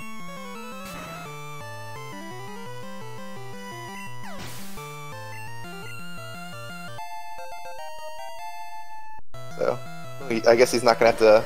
He's not gonna have to heal for Agatha either. The only real reason you'd want to Horn Drill the Onyxes is if you've got an Ether instead of an Elixir for one of your PP items, and then you can do some alternate strats, like keep your Blizzards for Lance and only have to Ether Horn Drill after Lance. But that's a little scarier since you. You only get to miss one Blizzard. Yeah. Though I mean, missing Blizzard's not run over, so too bad. You just end up thunderbolting the Dragonite roughly 100 times. Yeah. Or more because of the full forest ordeal, but yes, it's like 7 thunderbolts. Right, so yeah, the Gengar is 56. I think I was thinking of the Haunter. Yeah, so we get the Nightshade, which means he can probably set up for Lance Red Bar if he wants it. Yeah, one regular potion would be all he needs. Assuming he gets the Golbat Super Potion range. Or the one-shot, or the Frozen Solid. Well, it's not so much the range, it's the... Frozen Solid. It's not hitting the range, actually, it's just having to hit the 50-50 chance of it happening. Yeah, alright, I guess it always goes into Super Potion range, it's just 50-50 to use it. Yeah. Yeah, he gets the Frozen Solid and the Super Potion, so... He used Blizzard the second turn instead of Thunderbolt. Not that there's any risk to that, but it does mean that if he had missed, he would have lost the extra turn. Yeah. Thunderbolt is guaranteed to kill from there. Thunderbolt does well over half his health. Since it does the same as Ice Beam. So yeah, 110, a potion would be safe for Lance, since if he's gonna kill you, he's critting you, which means no amount of health is safe. So you might as well get your Lance Red Bar. Yeah, he's not guaranteed to get great Red Bar. If Gyarados low rolls, then he might have a little too much health, but it will be in Red Bar at least to start with. Bad Red Bar is better than White Bar. Yeah. There's the Elixir before Lance, which is mandatory on the... Whereas on the old route, you could Elixir after Lance if you didn't. Saving for Lance. I guess he might just be guaranteed to get Red Bar regardless, because 22, I guess he probably wouldn't quite level up out of that, even towards the end. Yeah. Or perhaps only on the final level up. Yeah, the only time you would maybe not get Red Bar from Gyarados is if, like, you were at 100 from Agatha and were forced to super or something. Like you only had one regular potion. It'll be interesting to see what he does if the first Hydro Pump misses though. There's the drawback to not swapping up X specials. And where the heck did I put this thing? Yeah, there's the crit. Just rub it in a little more. He should still be sub 2 comfortably, provided that Lance doesn't decide any more times. But yeah, he died to both the two most likely fights to kill you in the late game. And the extra one because of the whole... Oh yeah. The Jinx kill. Like, he's hit 20% or so chances to die, which is pretty unfortunate. Yeah. Lance actually being the least likely of them to kill him. Just barely though. Yeah, mainly because of the Hydro Pump miss chance. Like, if this was Pokeguy, or not late game Pokeguy, but mid game Pokeguy, then we would have seen him sail through all 3 of them. The Hydro Pump miss. Yeah. So he won't have to heal for Champion. You can probably just go into Champion without saving, but it wouldn't surprise me if he does save since he's not on PvP. I would assume he gets like a 158 from here. Well, it was 158 before that first death, so probably... Well, it might still be 158. Although it would have to be really high 158. I guess, yeah, now he guaranteed doesn't have Red Bar. We'll see how the fight goes. He might miss a Blizzard, he might get a Sky Attack or something. Very unlikely that he makes a mistake big enough for RPG to catch up from he's now at Koga. He didn't die to self-destruct. It's in Red Bar for the time being, though. Yeah, so he'll pop out of Red Bar earlier than it would be ideal. Needs to skip a Mansion Candy, though, if he's going to try and follow the standard route. Although, 8 speed... Depends whether he picks up a Carbos or not, but think with 8 speed, you just barely want to X speed on Viridian Rival if you don't pick up a car boss. But he probably will just to outspeed Alakazam, so... He wants to make sure to skip a Mansion Candy. It's not easy to pick up a Carbos. You kind of have to fiddle around with your inventory since your inventory's full. Yeah, but if he's running those old strats, then he should know. Yeah. Luckily, there is a Carbos right on the route. It's the Pokeball you pass in Mansion on your way to the final floor. Well, we've got Sky Attack coming in on Divine, so will it critical or will it leave him at about 40? It leaves him about 40. So it didn't die to literally everything in Elite Four. I guess he got past that at the fine. Yeah. He got the Frozen Solid. What a lucker. Didn't die Bruno from full health. What a shocker.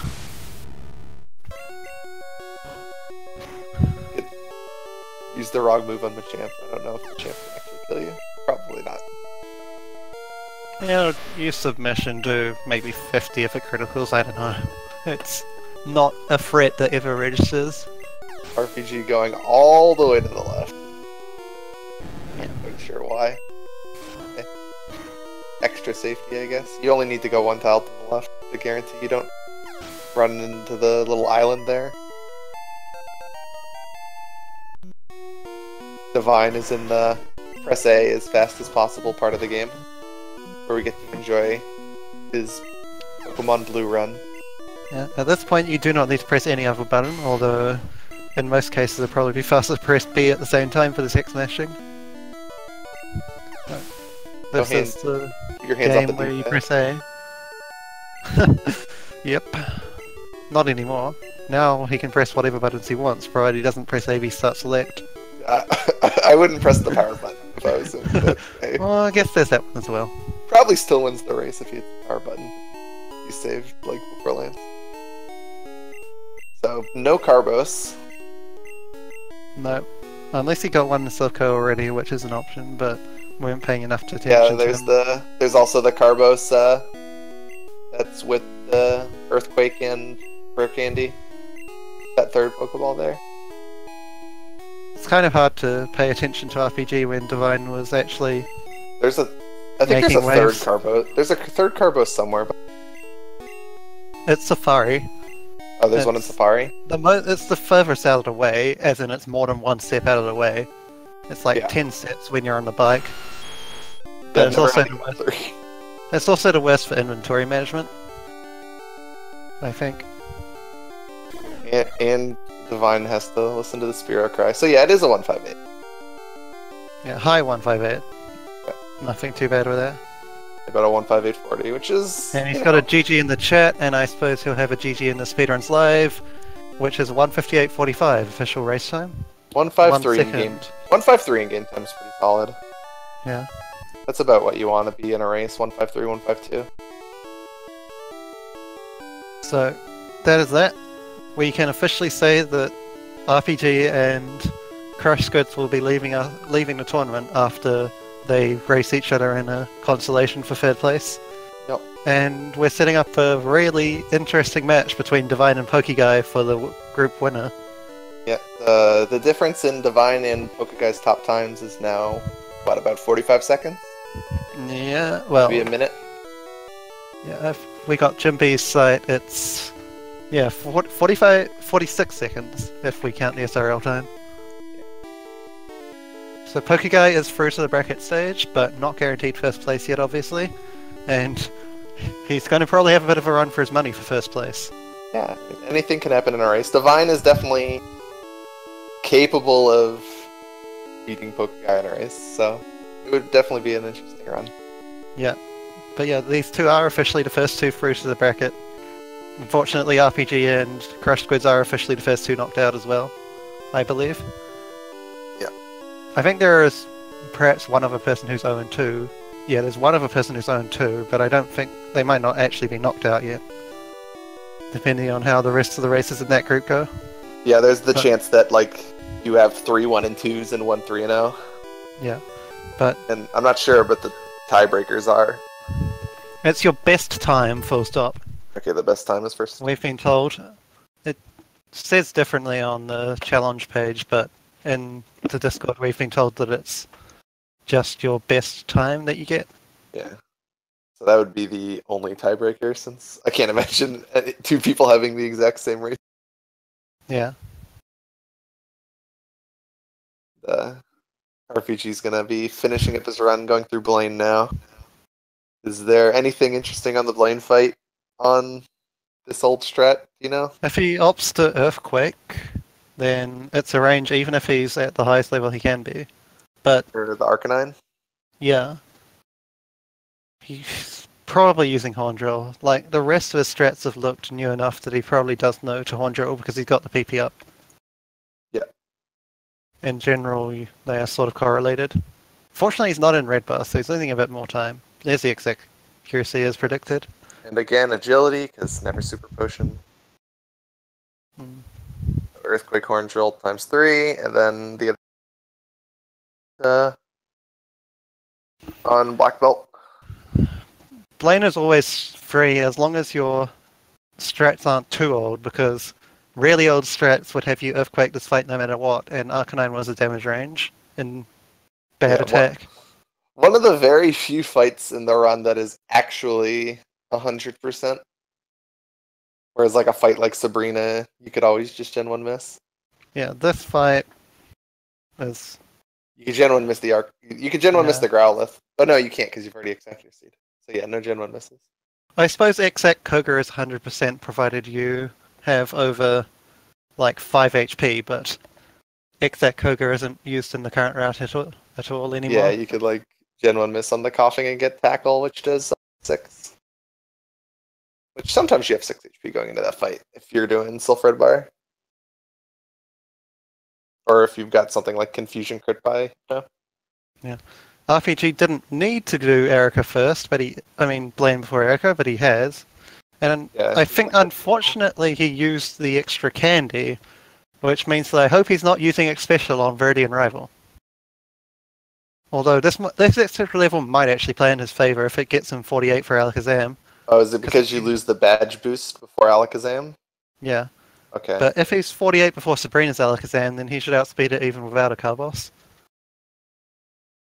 And we didn't see him pick up the Mansion Carbos. Yeah, that's one of the things that more inexperienced runners might do sometimes is forget about the badge boosts, and maybe you hit an optional or something and your experience gets out of whack. Yeah. And you don't think about it. I see Divine in a waiting room, actually, so I suppose we can pull him in and have a brief chat while we watch RPG finish up. Yeah, sure. Alright. Hello, Divine. Congratulations on winning the race and advancing. Oh shit, I'm here. How's it going, guys? Yeah. Hey, saw you in a waiting room, so why not?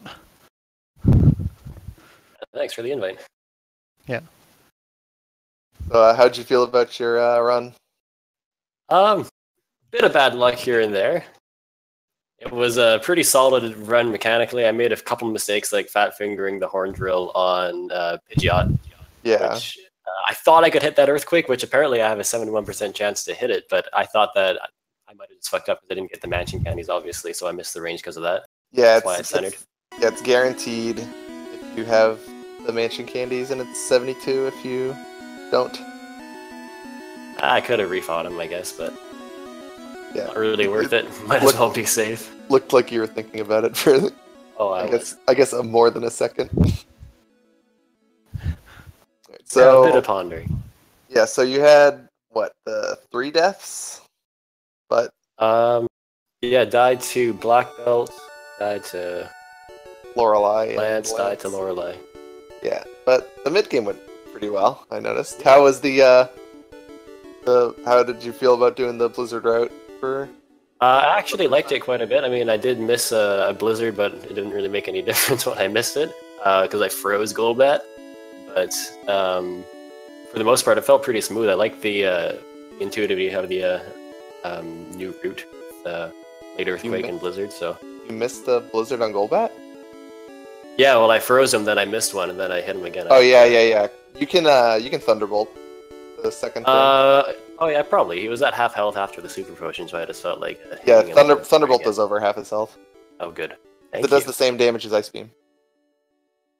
Oh, got it. Yeah. But yeah, so did you were you watching the race at all during and knowing what kind of lead you had? Not at all. I wasn't watching it. I don't really like to have it up when I'm doing the race. I feel like it's kind of bad luck, but fair. Yeah, I didn't really mind it. I just wanted to go for the best time that I possibly could, and I think I did a pretty good job of that right now. But I feel like I can get closer to 156 if I don't have as many deaths. Yeah, were you hoping for maybe a PB? Were you thinking about PBing there at any time? Yeah, I was thinking about it after the Koga split. I was doing pretty good. Erica Blaine Sabrina wasn't too bad either, but as soon as I hit the Giovanni split and died to black belt, I was like, well, that's too bad. Yeah, we were thinking you could maybe even 154 from certain parts of the run, but yeah, after the 3 deaths, there's no way to get a 156 from there. What's going on with RPG here? Is he... One earthquake. He only has 1 earthquake, so he's trying to figure out what to do on this fight. I mean, he's safe to just do this on Venomoth, especially because he did that. Frozen solid. Yeah. Looks like it would have been safe anyway. Divine has a frozen solid, and so RPG gets a frozen solid. It's only fair. And what actually ended up happening is that he X-speeded on the Mr. Mime. So yeah, the Mr. Mime setup. Yeah. He's 48 for black belt, which will help out the ranges there. I thought I was kind of screwed on the Koga split when I Gen 1 missed on the coughing. Did you see that earthquake miss into smokescreen? No. I did not see that. Yeah, I was really worried because I thought I was going to miss my next 2 earthquakes, and I only had those 2 earthquakes left. It freaked me, or the 3 earthquakes, so it freaked me out. You get 1 extra, I think, because you teach earthquake, and then you use 4 on the first juggler, 2 on the second juggler, and then 3 on Koga, and you elixir. You have 4 available for the Koga fight, so I missed the first one. Oh yeah. 3. So then I ran out of earthquakes by the end of it, but I would have run out if I had missed an extra one, say on Muck or other coughing. Yeah, but I was glad I didn't, and managed to get killed by the wheezing too, so that was good. Yeah. Probably spare an X accuracy there as well, though.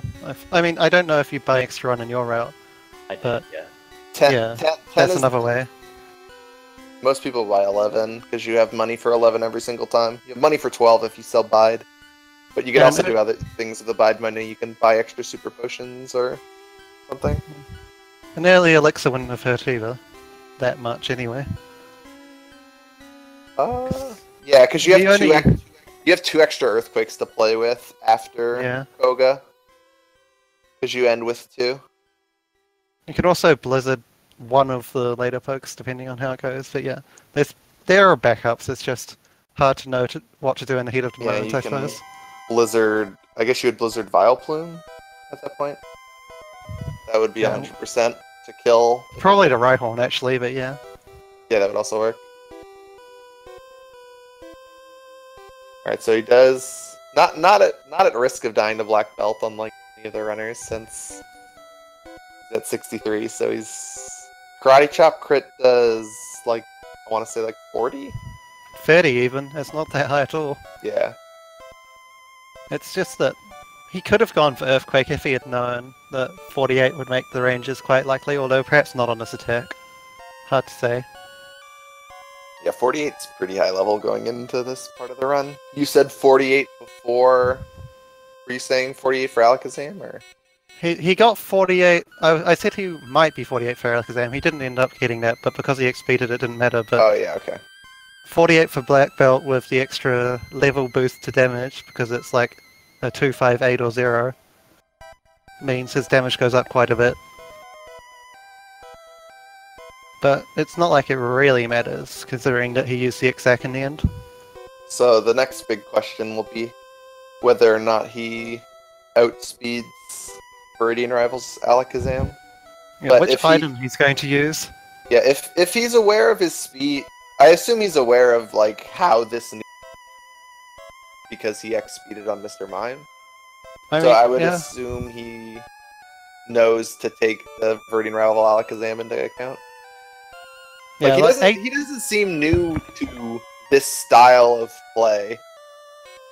Like, he hasn't played, other than, like, I think pretty much all of this time loss is mostly the not getting horn attack, which could happen to anybody. Like, it's not that bad of a misplay. Like, I wouldn't be surprised if I were to do something like that, or maybe like a top runner doing it would be. I think like a lot of the higher seeds would not be surprised to see them do something like that. I don't think there's anything bigger than horn attack to happen. No, obviously there's the Nido Bush, there's not getting Boom Red Bar, although in retrospect, considering he had to XP on Sabrina, it's not that big, not that bad that he didn't. Well, he had what? He had like a 50-minute moon exit, like 48-minute moon exit, so that's already 20 flat behind what you would expect a normal race to be. Maybe a little less. So if this was, say, 151 instead of a 211, like 151 wouldn't be a terrible Giovanni time. Yeah, you'd expect him to be in better shape, I suppose, but it's not to say that he would have had any real shot at winning the race if the horn attack thing didn't happen. No, but I'm just trying to say, like, it's not like the whole run has been a giant train. No. Like, the one Brock train wreck, and that's kind of...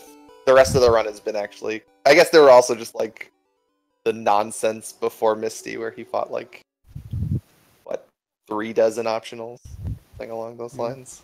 Level 26, which did end up getting him the speed tie on Starmie, but I think he got his speed dropped anyway, so whatever. Yeah. Didn't need it anyway, since he got a relatively low damage fight. Bubble Beam non-crit into Water Gun non-crit. It's about the best you can hope for. He X-specialed there, and... Then no badge boost. He's immediately leveled, so... Yeah, I think slower than Zam. Yeah, he might cop another death, or did he use both at XP and X-special? Doubt it, though. We'll find out here in a second. Gyarados isn't a problem regardless. No. It's all the Alakazam just being faster than you. You're definitely gonna kill the Gyarados. And drum roll. Maybe he hits 51. No, 51. Earthquake. Oh, he outsped. So maybe he did use both. Wouldn't shock me if he did. 51 for Venusaur.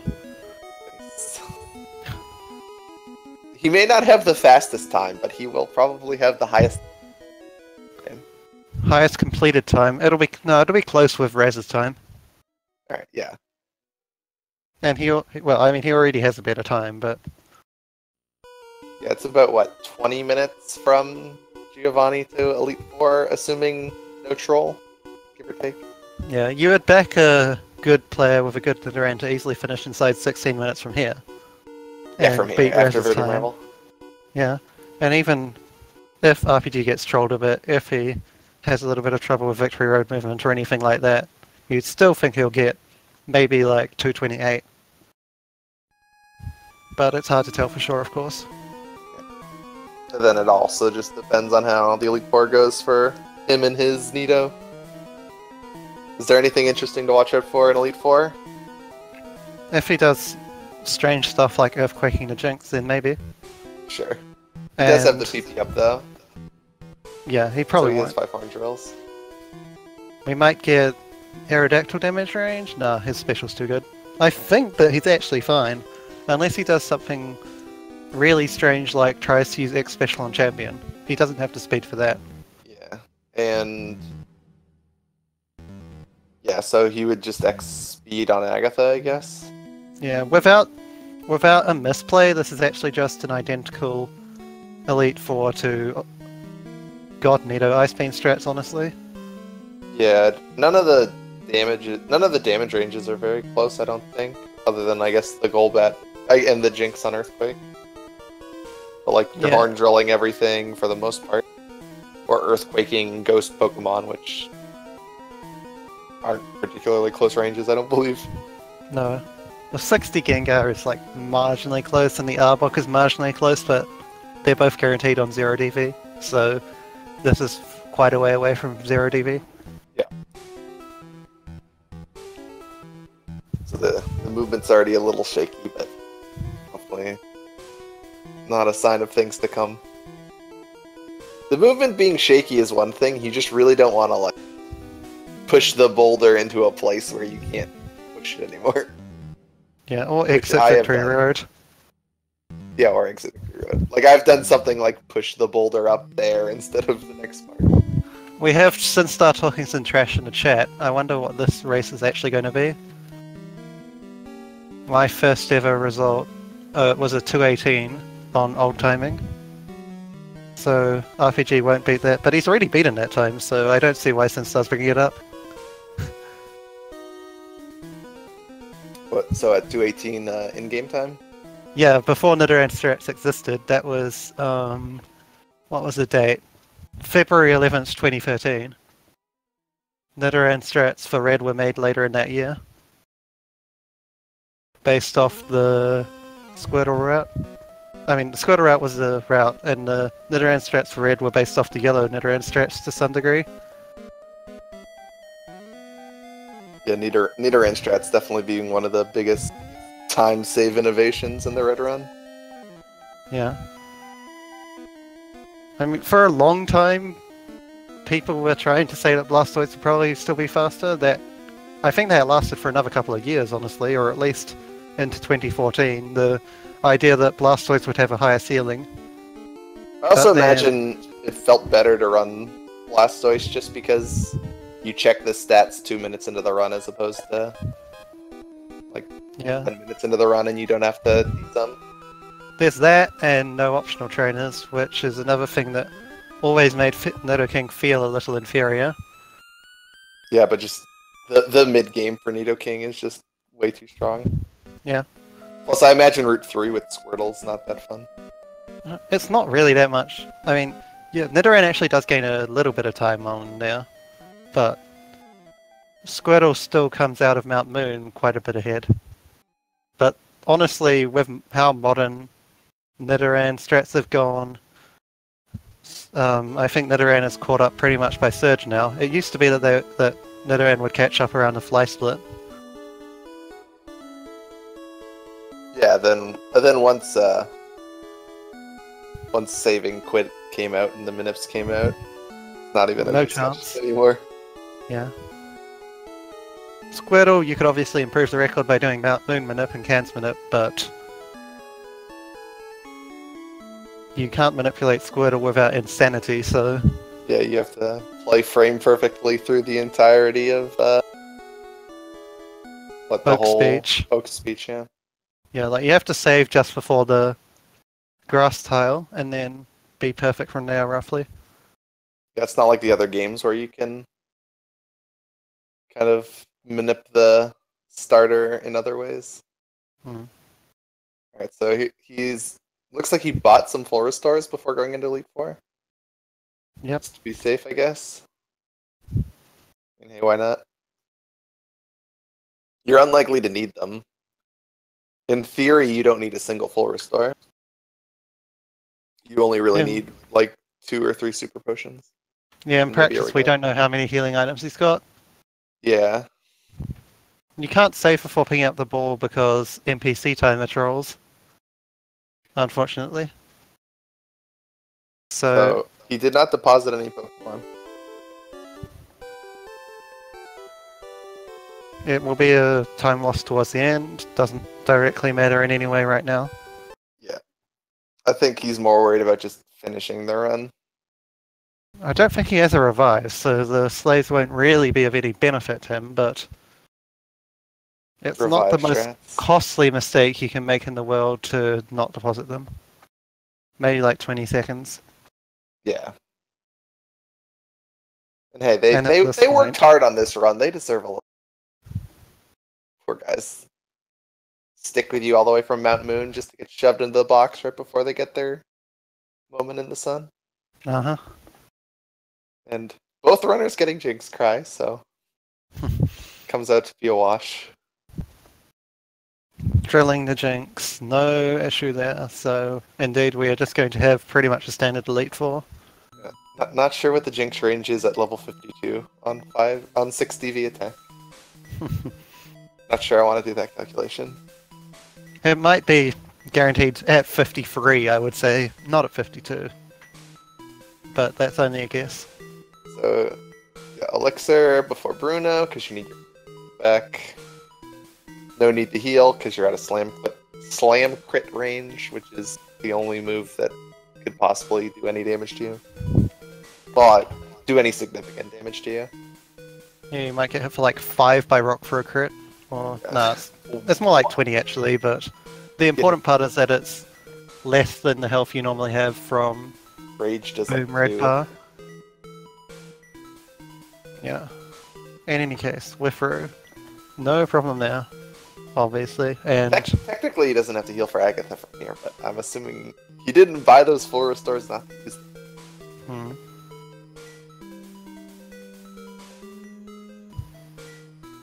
So just gonna horn drill all these guys. And technically, you could horn. You could horn drill all 5 Pokemon if you wanted. So it's faster to use the ice move on the Onyxes, but if you like accidentally horn drill an Onyx, it's not the end of the world. yeah, he could. He might actually have trouble getting Gyarados Red Bar depending on how his Agatha fight goes, and if he even goes for it. Yeah, and you did his special is rough equal to the normal Nido, so the Gyarados range is going to be. So he's going to be higher level, right? He's going to be like 1 or 2 Yeah, higher considering the extra level, he'll probably be roughly the same special stat. Yeah, 'Cause so he's probably 13 about like 125 max or something. It's 128 max on the normal route.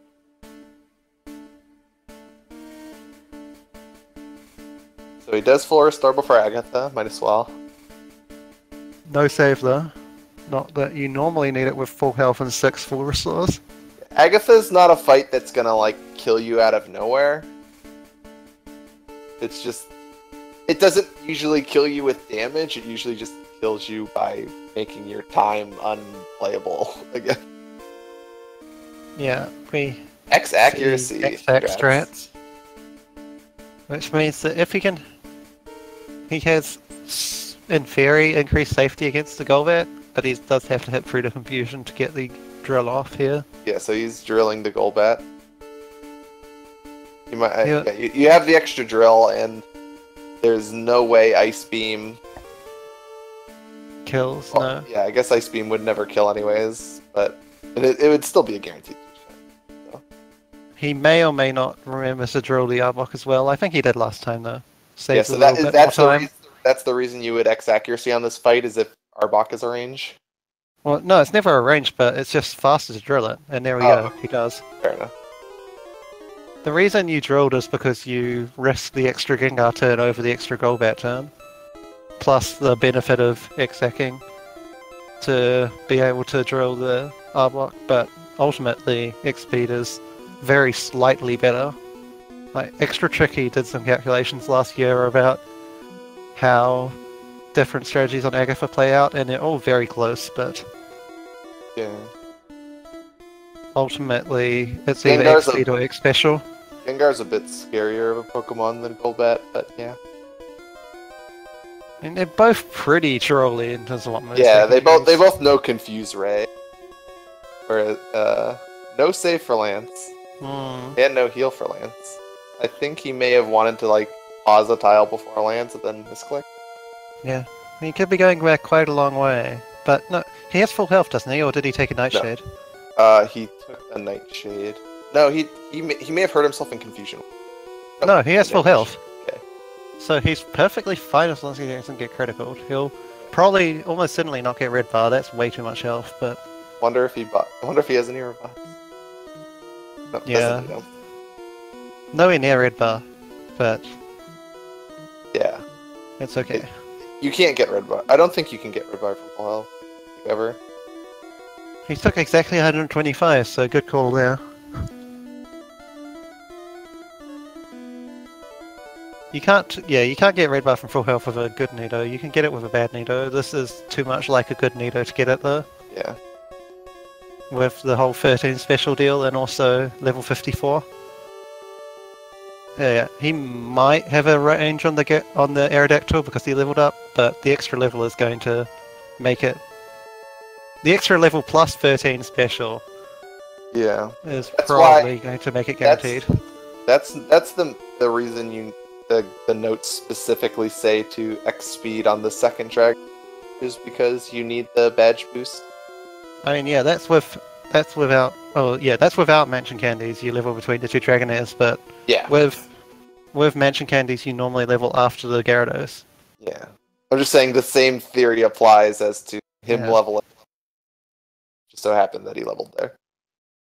Well, it might have been a range for him in the circumstances, is what we were saying, Decon, because he did level between his X speed and his kill, as it were. But yeah, given that he was level 55, he is not on any known experience right here. Well, it's uncharted territory. People have done the whole accidentally using extra candy thing plenty of times before. That in itself is not unusual. Oh yeah, fair. I guess all his, unless he had an extra, he was 41 after, right? Yeah, he got 41 after Koga and then didn't skip a candy. Yeah, okay. So that's where all this is coming from. Perhaps he just wanted it for the extra stats, but ultimately it's probably cost him more time than it would have saved.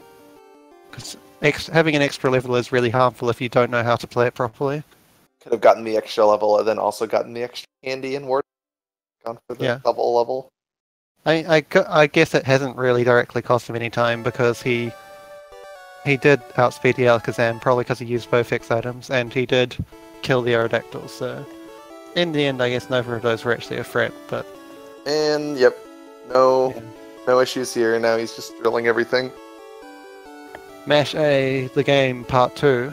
If there would have been an issue, it would have been on that Alakazam, and since he's outsped that, he's good to go. So, RPG is going to be not quite sub 230, I don't think, for here. No, hey, just barely. I don't know how much. Oh no, 4 Pokemon. Decon's right, yeah. So, will it be sub-real Raz? That is actually a question. I didn't think it would be a question. I thought he was going to easily do it, but it might be close. The Confused Ray on Agatha, I guess. Yeah. Plus no red bar and the Jinx Cry. I mean, there have been a handful of forfeits already, like 4 of them, so this isn't sub technically the worst time. Yeah. The dream. Alright, so it isn't the worst time, but... barely sub 230 with optimal mashing from here. Except for the fact that he's got the extra 3. Oh yeah, he has the extra 3 Pokemon. Right. Yeah. Paris and Squirtle are gonna ruin everything. Yeah, that's why I was saying, like, don't know if it's going to be sub-real res or not. It'll be quite close, but I think it should be still. Yeah, if he had only had a Pidgey here, it would have been a 229.59. Although Paris is quite a long cry, but not that long, probably. Yeah, it's long enough. It's probably going to be like a 230-10. Long enough to put him over 230, not long enough to put him over real res. What was real res's? Like, what was real res's? 26 over the 230. Yeah, definitely not going to lose 27 seconds. Okay. Come on, this isn't a jinx. So, Paris and Spira combined. What face? And Squirtle just for good measure. Usually people complain about having Spiro or Paris on this screen, but he has both. So he does finish. I'll give him credit for that. He did finish. Yep. And we have the official SRL race time, which is indeed under real res. We'll let it play out on the stream though. Okay, he finishes in the end with SRL time of 2:30.17. He was a little slow to stop the timer. Yeah. Yeah, in the end, that's it. He has completed, and he's not the slowest time in the tournament either. Yeah, not faster than his first time, but did finish. So Divine will be the winner here with a 158.44, which I believe is what, 8th best so far? 9th, but yeah. 8th and 9th, yeah. So, congrats to, again, like we said before, congrats to Divine and PokeGo for advancing from Group B. They've got to face each other now to see who will take the first seed out of the group, though their PB times in the tournament will also matter for the actual seed they get in the bracket. Commiserations to RPG and also to Crush Squid, who are both eliminated. They can still play each other for a chance at either 3rd or 4th in the group. Bragging rights. Yeah. I imagine they'll play it out, but if they don't, then Crush Squid would take 3rd just barely, I think, based on... Yeah, Crush Squid would just barely take 3rd based on his average time if they both decide not to do that last race. In any case, we can see Divine and Pokeguy hopefully have a good battle once they schedule that. Not scheduled yet. Divine was saying something in the chat about wanting to practice a bit more first. Yeah, we're still pretty early in the time period. We're still a week and a half of the 3.5 weeks. With this group only really having one more significant match, we don't know.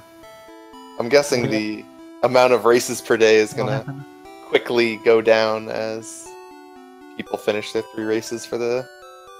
We have 4 scheduled for Wednesday, none tomorrow unfortunately.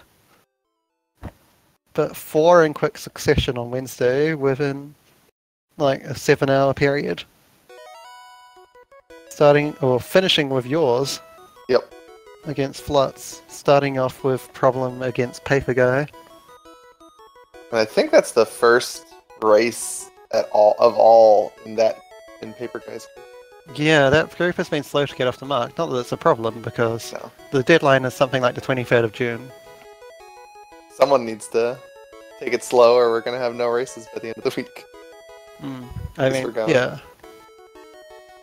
So that group has yet to get started. Every other group has had at least one race. In fact, every other group... No, there's one other group that's only had one race, but every other group... No, 2... Yeah. What am I saying? 2 groups that have only had one race. Yeah, Group A has only had one race, I believe. A and whichever one that other one was looking at. It's... Group D has only had Snorms versus Raz so far. Yeah, still need to have Shiru. Yeah, they were scheduled to have a race earlier today, but that got cancelled because Shiru can't convert time zones properly. Yep. So yeah, we've got Problem against Pace Guy, as we said. That's the first race on Wednesday. That's in a bit like 36 hours, a day and a half from now. It's just noon Eastern, because it's just gone midnight Eastern on the Tuesday, of course. Then after that, there'll be Stepahan versus Kayutora at 2 PM. That's on the alternate channel, probably because they're giving 2:30 for each race instead of 2 hours. Then back on Speed Gaming, there's Legend Eater against Elminster. That group is coming to a very swift conclusion as well, actually. Because Elminster, that will be his final match. It'll be Legend Eater's second match, but that will be Elminster's final match. And he basically needs to win that to get through, you'd think. Yeah, because of his shaky start. Although, yeah, like it will put it solely a long way out of his own hands if he loses. But yeah, that group got really interesting after the first match there, considering he was the favorite to come out of the group. Although Kion could still play Spoiler if he wants to beat Loaf, and then perhaps create a freeway tie on 1 and 2. As it is, the most likely outcome is probably a freeway tie on 2 and 1. That or Legend Eater winning out, and Loaf getting 2 and 1 and Elminster actually being knocked out, but it's one of those two will happen, and then it could spell trouble for Elminster. he's not out of the woods just yet. Either way. Yeah, most of the groups are pretty close. There's your group, of course. That's the last race on Yeah, that group's not Wednesday. interesting. I'm gonna be in easy first place. The rest of them could complete for second. You two are basically doing the race which is going to decide the group winner. I mean, it's not guaranteed, but... Yeah. We're the 1-0s right now. Yeah, there's Friskus, who of course, Nidoran female. We didn't really need to say anything else. And then Cruel, who is solid in his own right, but not really at the apex of Pokemon Red because he plays so many other games. Yeah. Me and Flutz are definitely the ones who have the most hours in that group. Anyway, I guess that's it for today. For this stream, we'll see you again on Wednesday. Well, Hasselbatch will be playing his match, of course, and I don't know if I'll commentate anything, but we'll see.